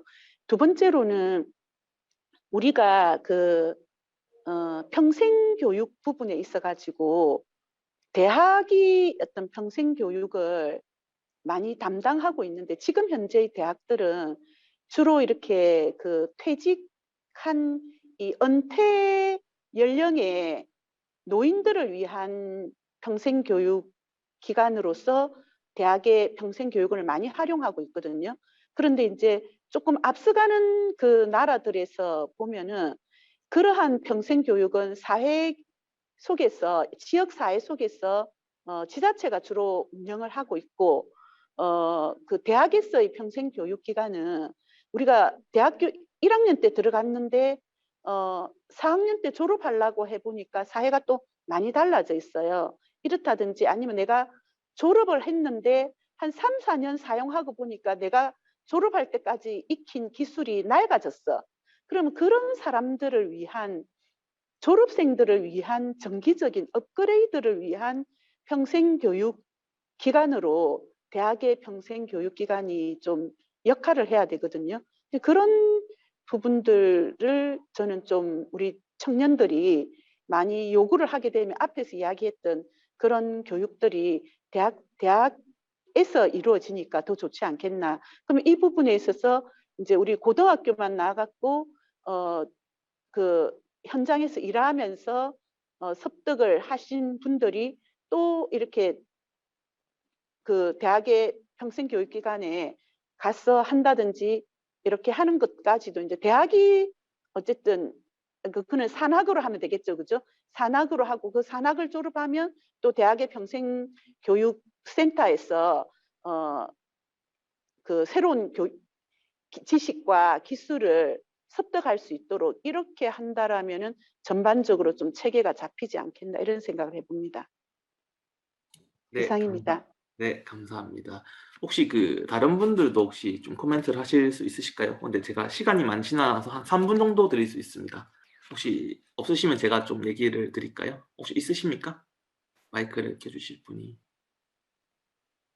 없으시면 제가 좀 얘기를 듣고 싶은 분이 있어서 제가 좌장이긴 하지만 사실 저도 청년으로서 좀 많은 얘기를 듣고 또 이제 얘기를 하고 싶었는데 여인표 그 이사님께서 이제 로스타K에서 이제 했던 제안 정책들이 실제로 대전시에서 좀 시행되었다고 들었는데 거기에 대해서 좀 간단하게 얘기를 해주면서 청년 창업의 사회적 안전망에 대해서 좀 얘기를 해주시면 어떨까 합니다. 네, 좀 시간이 지났어가지고 이렇게 하는데 그때 그 사유는 그 청년 창업 청년 취업 희망 카드가 대전광역시에서 먼저 진행되고 있었는데요. 청년 취업 희망 카드는 이제 그 청년들이 이제 취업을 하기까지 과정에서 6개월 동안 그 40만 원 정도를 이제 지원해주는 과정이었고, 거기서 이제 청년들이 좀 취업을 잘 할 수 있도록 뭐 공부나 이제 학원비나 아니면은 뭐 교재, 책 사볼 수 있는 비용, 간단한 식비 정도가 이제 제공되고 있었는데요. 저는 지역 내에 이제 창업가들이 좀 청년 창업가들이 많기를 바랬거든요. 왜냐면은 지역 내에 좋은 일자리가 창출되려면 청년들이 좋은 직장을 만들어내야만 그 지역 내에 좋은 일자리가 생겨난다고 생각을 하고 있었어가지고요. 그랬을 때 그 청년 창업을 하는 친구들은 사실 그 지원을 받을 수가 없었거든요. 어, 사실 청년 창업가들이 이제 그 취업을 하지 않고 창업을 하려고 했을 때, 어, 평균적으로 1,000만 원 이상의 이제 대출을 받고, 그리고 기술 창업이라고 하더라도 지원금을 뭐 5천만 원, 뭐 많게는 뭐 1억 이렇게 지원을 받아도 실상 이제 그 청년 창업가 당사자는 그 월급이나 이런 거를 받아갈 수가 없어요.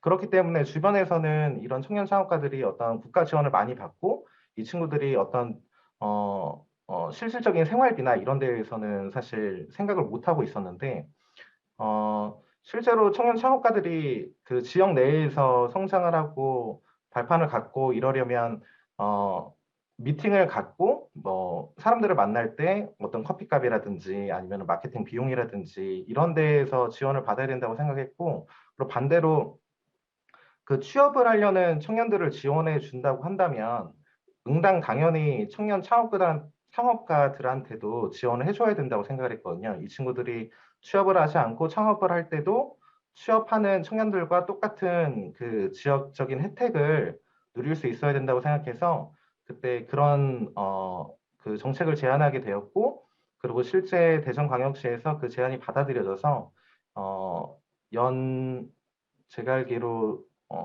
100억 이상의 지금 현재까지 100억 이상의 지원을 청년 창업가들한테 지원을 해주면서 청년 창업가들이 그 전 시즌보다 더 많이 좀 늘어났고 그리고 만족도가 높은 것으로 알고 있습니다. 더 많은 정책을 제안하려고 계획하고 있습니다. 감사합니다. 네, 감사합니다. 혹시 다음에 또 얘기를 더 해주실 분 있으실까요? 한 3분 이내로 부탁드립니다. 다양한 분들의 의견을 좀 듣기 위해서. 없으실까요? 없으시면 제가 좀 지명을 하겠습니다. 그 김윤지 기자님께서 약간 이제 청년 관련해서 부산 정책들을 많이 취재하고 계신데 조금 인상 깊었던 정책이 있다면 좀 소개를 해주시거나 또 아니면 이런 것들은 좀 약간 모자랐는데 이것 좀 약간 개선했으면 좋겠다고 하는 부분들이 있으면 얘기를 해주시면 감사하겠습니다. 저는 그 개인적으로 취재하면서 아직 이거는 정책화되진 않았고 이제 청년들 토론에서 나왔던 이야기였는데요.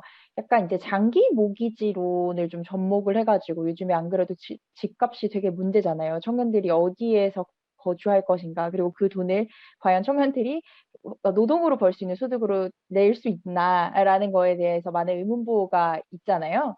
그래서 그 부분을 좀 해결하기 위해서 영국처럼 아예 장기 모기지론을 좀 청년들을 대상으로 하는 사업을 하면 어떨까라는 제안들을 청년으로부터 들은 적이 있었어요. 근데 그 부분이 되게 저는 좀 재밌었던 것 같아요. 그러니까 뭐 진짜 집을 실제로 소유한다라는 그런 의미보다는 어떻게 보면은 이렇게 그 큰 돈을 아주 오랜 기간 동안 나눠 내면서 내가 조금씩 집을 소유해 나가는 과정인 것 같은데 뭐 그걸로 인해서 당장 한 번에 그 큰 돈을 내야 되는 어떤 부담에서 조금은 벗어날 수 있고, 그리고 그 살아가는 동안에 내가 그 좀 어느 그 장기 동안 살아갈 수 있으면서 주거 안정성이 좀 높아진다고 생각을 해서 저는 제가 봤던 어떤 정책들 중에서 그게 가장 인상적이었다고 보고요. 실제로 부산에서 그런 정책 중에 청년 정책 중에 가장 호응도를 좀 얻고 있는 거는 제가 알기로는 그 면접 정장 대여 사업이 아주 가장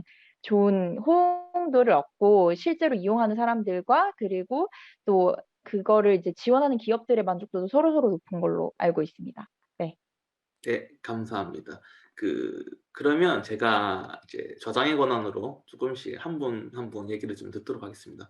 정상민 위원장님께서 아무튼 청년협의체에 관련된 부분들의 활동에 대해서 좀 소개를 해주셨는데 인천시에서 이제 청년협의체가 좀 잘 되기 위한 어떤 요건들 그리고 어떤 했던 사업들 이제 이런 것들 중심으로 해서 설명을 해주시면 좀 다른 지자체에서도 좀 참고를 할 수 있을 것 같고 또 나름의 그런 개인적인 의견이 있으시다면 그 부분에 대해서도 얘기를 해주시는 것도 괜찮을 것 같습니다.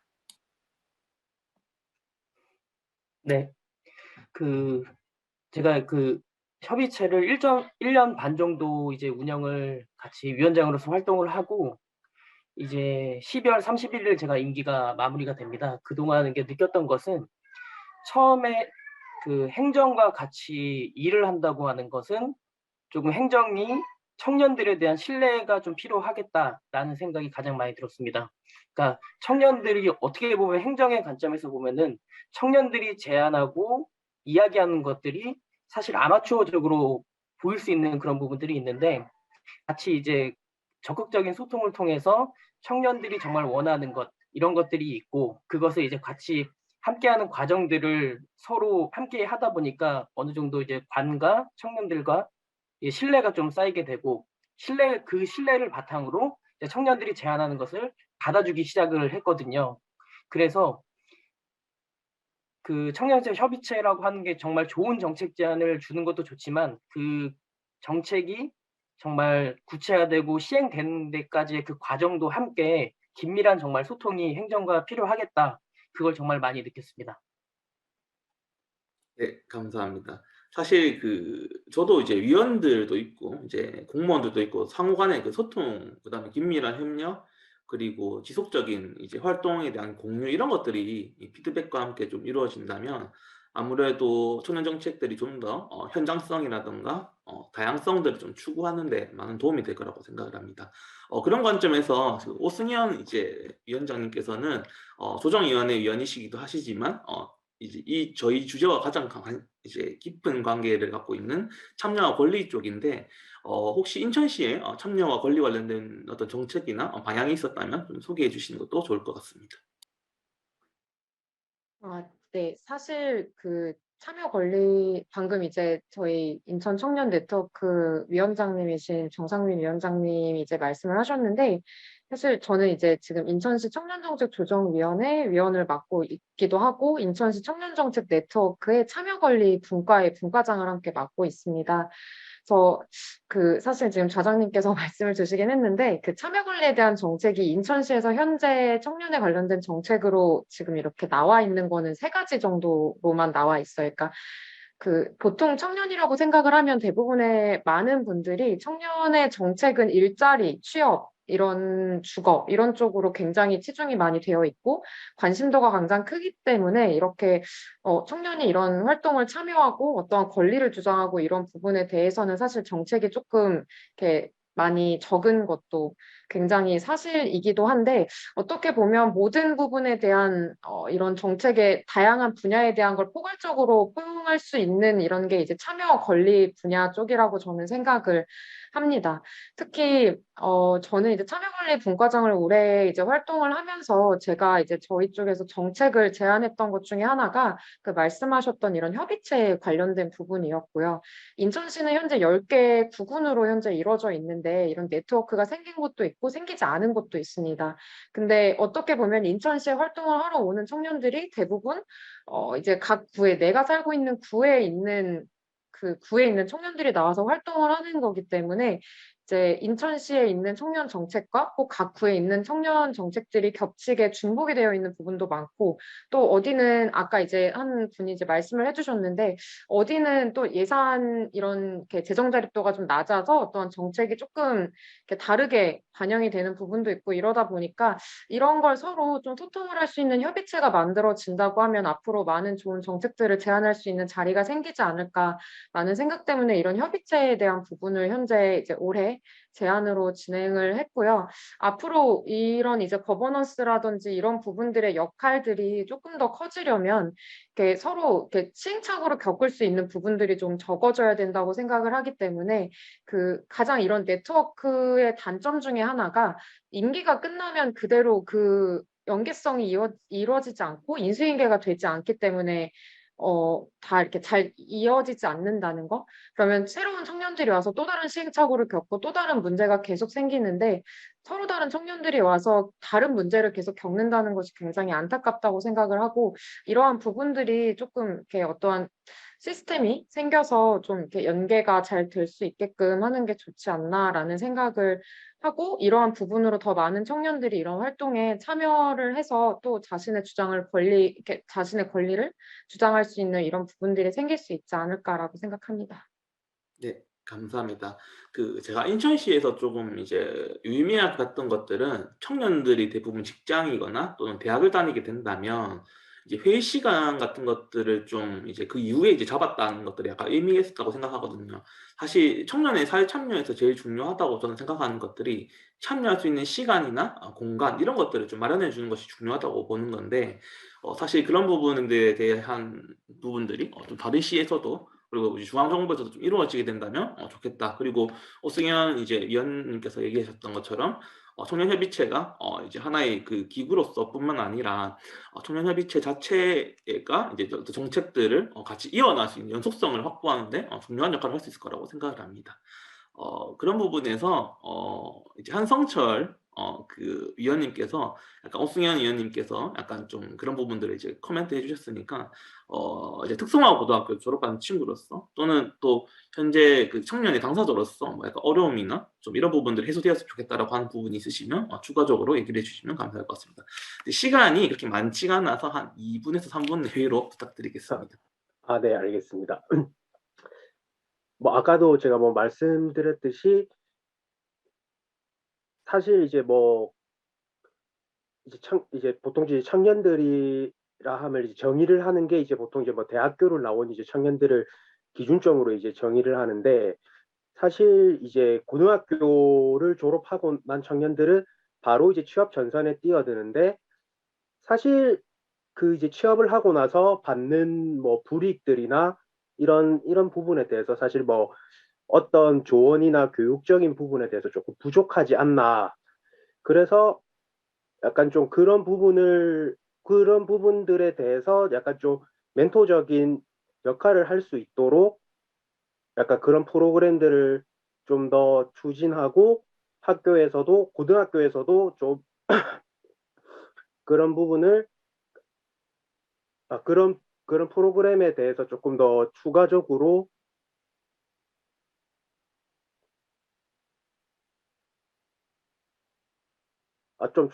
좀 생각을 하고 추진하는 방안이 필요하다고 생각을 합니다. 네, 감사합니다. 그러니까 하성철 위원님께서 생각하시기에는 이제 고등학교를 졸업한 지 얼마 안 된 청년이 이제 사회에 바로 활동을 하기 시작하는데 자신의 권리라든가 의무라든가 이런 것들을 잘 파악하지 못해서 부당한 일에 좀 당하거나 이럴 경우에 좀 지원을 받을 수 있도록 컨설팅이라든가 교육 같은 것들이 좀 필요하다. 약간 이런 관점이신 것 같습니다. 그런 점에서 최근에는 이제 특성화 고등학교 졸업자를 대상으로 해서 근로기준법 같은 특강들을 좀 하더라고요. 그래서 내가 어떤 권리를 가지고 있는지 또 어떤 부당한 경우 당할 때 어떻게 대처해야 되는지 이런 것들에 대해서 좀 기본적인 교육을 좀 실시하고 있지만 아직까지 모자라는 것 같긴 합니다. 그리고 대학교를 졸업하는 사람들도 이제 바로 취업을 하게 되면 사실 어린 나이거든요. 이제 여성인 경우는 군대를 가지 않아서 한 24살에서 5살 정도인데 그런 경우에도 근로기준법 같은 교육들 그런 것들이 좀 필요할 거라고 생각합니다. 혹시 이제 자리하셨는데 강희은 그 의원님께서 오셨을 때 추가적으로 코멘트를 해주시거나 좀 다른 분들에게 질문하셔도 좋고 합니다. 근데 시간이 많지가 않아서 한 3분 내로 좀 부탁드리겠습니다. 네, 제가 따로 뭐 질문이랄 거는 없고요. 사실 청년의 문제가 이렇게 문제가 이제 이렇게 중점적으로 되고 관심을 받는 이유 자체가 어떻게 보면 청년의 문제가 지금 현재의 문제이거든요. 저희가 지금 겪고 있는 현 상황이기 때문에 어떻게 보면 저희가 시스템 하에서 굉장히 힘들었던 부분도 많았을 거예요. 이게 개인의 능력의 차이가 아니라 어떻게 보면 이때까지 그런 시스템에 대해서 제대로 챙겨주지 못했고 제대로 정비하지 못했던 그런 책임이 있기 때문에 아까 거버넌스에서 굉장히 많이들 활동을 하고 계신데 그런 거버넌스에서 충분히 목소리를 내주셨으면 좋겠고요. 저희 정치권에서도 정말 많이 듣겠습니다. 듣고 정말 이렇게 듣는 척이 아니라 진짜 진심 어리게 듣고 이거에 대해서 해결할 수 있게끔 함께 논의해 나가는 이런 자리가 계속적으로 이루어졌으면 좋겠습니다. 네, 이상입니다. 함께 해주셔서 감사합니다. 네, 감사합니다. 그리고 마지막으로 일단 장두원 연구원님께서 간단히 한 2, 3분인대로 코멘트를 해주시면 감사하겠습니다. 네. 오늘 이렇게 컨퍼런스에 참여할 수 있게 되어서 되게 영광스러운 자리였고요. 되게 다양한 이제 견해와 또 계시고 계신 생각들, 그리고 박영미 전 원장님하고 조용호 수장님께서 말씀 주신 내용들 이제 얘기 들으면서 어떤 이런 공감대가 형성되는 지점들도 두루두루 있었고, 조금 더 이제 청년분들과 또 이렇게 합의가 되어서 이렇게 논의를 할 수 있는 이런 논의의 장들이 앞으로 이 글로벌 서밋 이후에도 계속 있었으면 좋겠습니다. 다시 한번 좋은 자리를 마련해 주셔서 감사합니다. 이상입니다. 네, 감사합니다. 그리고 진짜 마지막으로 돌아오셨는데 조용호 과장님께서 한 2분인대로 조금 마지막 코멘트를 좀 해주시면 감사할 것 같습니다. 네. 그리고 혹시 좀 힘드실까요? 조용호 과장님.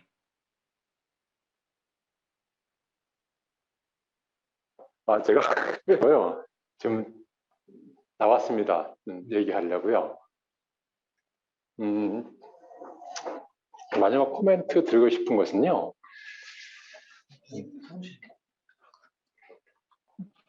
그 청년 기본은 사실은 그냥 기본, 여기에 기초해서 자치단체가 할 수 있는 조례 정도의 업무가 아니고 좀 청년기본법과 관련되는 법들이 대한민국에 많이 연결되어 있어요.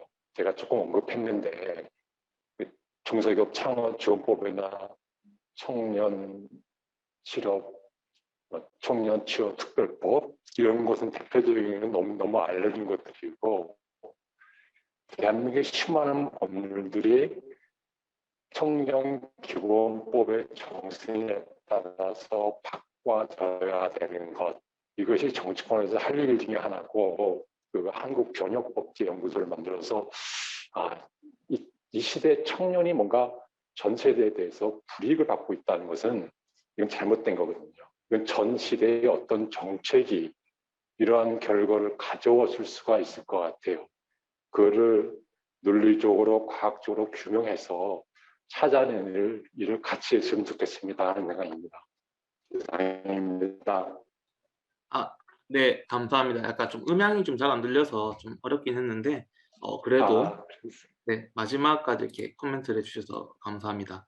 혹시 추가적으로 더 발언할 분이 없으시면 제가 이제 마지막 거의 정리를 하려고 합니다. 사실 오늘 나온 주제에 대해서 제가 좀 이렇게 살펴봤을 때 청년들의 다양성, 고졸한 청년들, 대졸인 친구들, 장애인 청년들, 그리고 이제 지역에 관련된 청년들, 이제 각각의 입장이나 그 상황들이 다 다른 것 같습니다. 근데 그럼에도 불구하고 각 지역에서 거버넌스 활동들을 통해서 청년 문제에 관심 가져주시고 또 청년 문제 해결을 위해서 좀 노력하시는 부분들이 정말 존경스럽다. 그리고 또 이런 부분들에 대해서 경청하려고 하는 이제 공직자들과 소통하는 부분들이 좀 좋았다. 이런 생각들이 좀 들었습니다. 사실상 우리 청년 정책이 좀 완벽할 수는 없다고 저는 생각합니다. 하지만 이 청년 정책이 뭔가 성공을 이루기 위해서는 우리 모두 함께 이제 해야 되는 부분들이 역시 있을 것 같고, 청년들이 더 적극적으로, 능동적으로 사회 참여를 하고, 또 이를 통해서 이제 권리가 증진되면서 청년들이 우리 사회의 희망이 되고 미래가 되는 그런 사회가 되는 것을 좀 바랄 것 같습니다. 역시 그것과 관련돼서도 이제 다른 해외에 계신 지금 듣고 계시는 방청객들이 계실 텐데 그분 이분들도 함께 얘기를 했었으면 좋았을 텐데 시간 관계상 좀 안타깝게도 좀 하지 못한 점 약간 좀 죄송스럽게 생각을 합니다. 하지만 좀 댓글 통해서 제가 보고 난 다음에 같이 우리 보고서 같은 것들을 만들 때 정책연구소에서 보고서를 만들 때 참고하도록 하겠습니다.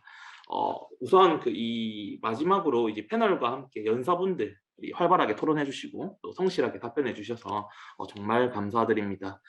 이것으로 청년의 사회 참여와 권리 증진과 관련된 세션을 모두 마치도록 하겠습니다. 네, 긴 시간 좀 힘드셨을 텐데 경청해 주시고 계속해서 많은 코멘트를 준비해 주신 거 너무 감사드립니다. 네, 이것으로 회의를 끝내겠습니다. 감사합니다. 모두 수고하셨습니다.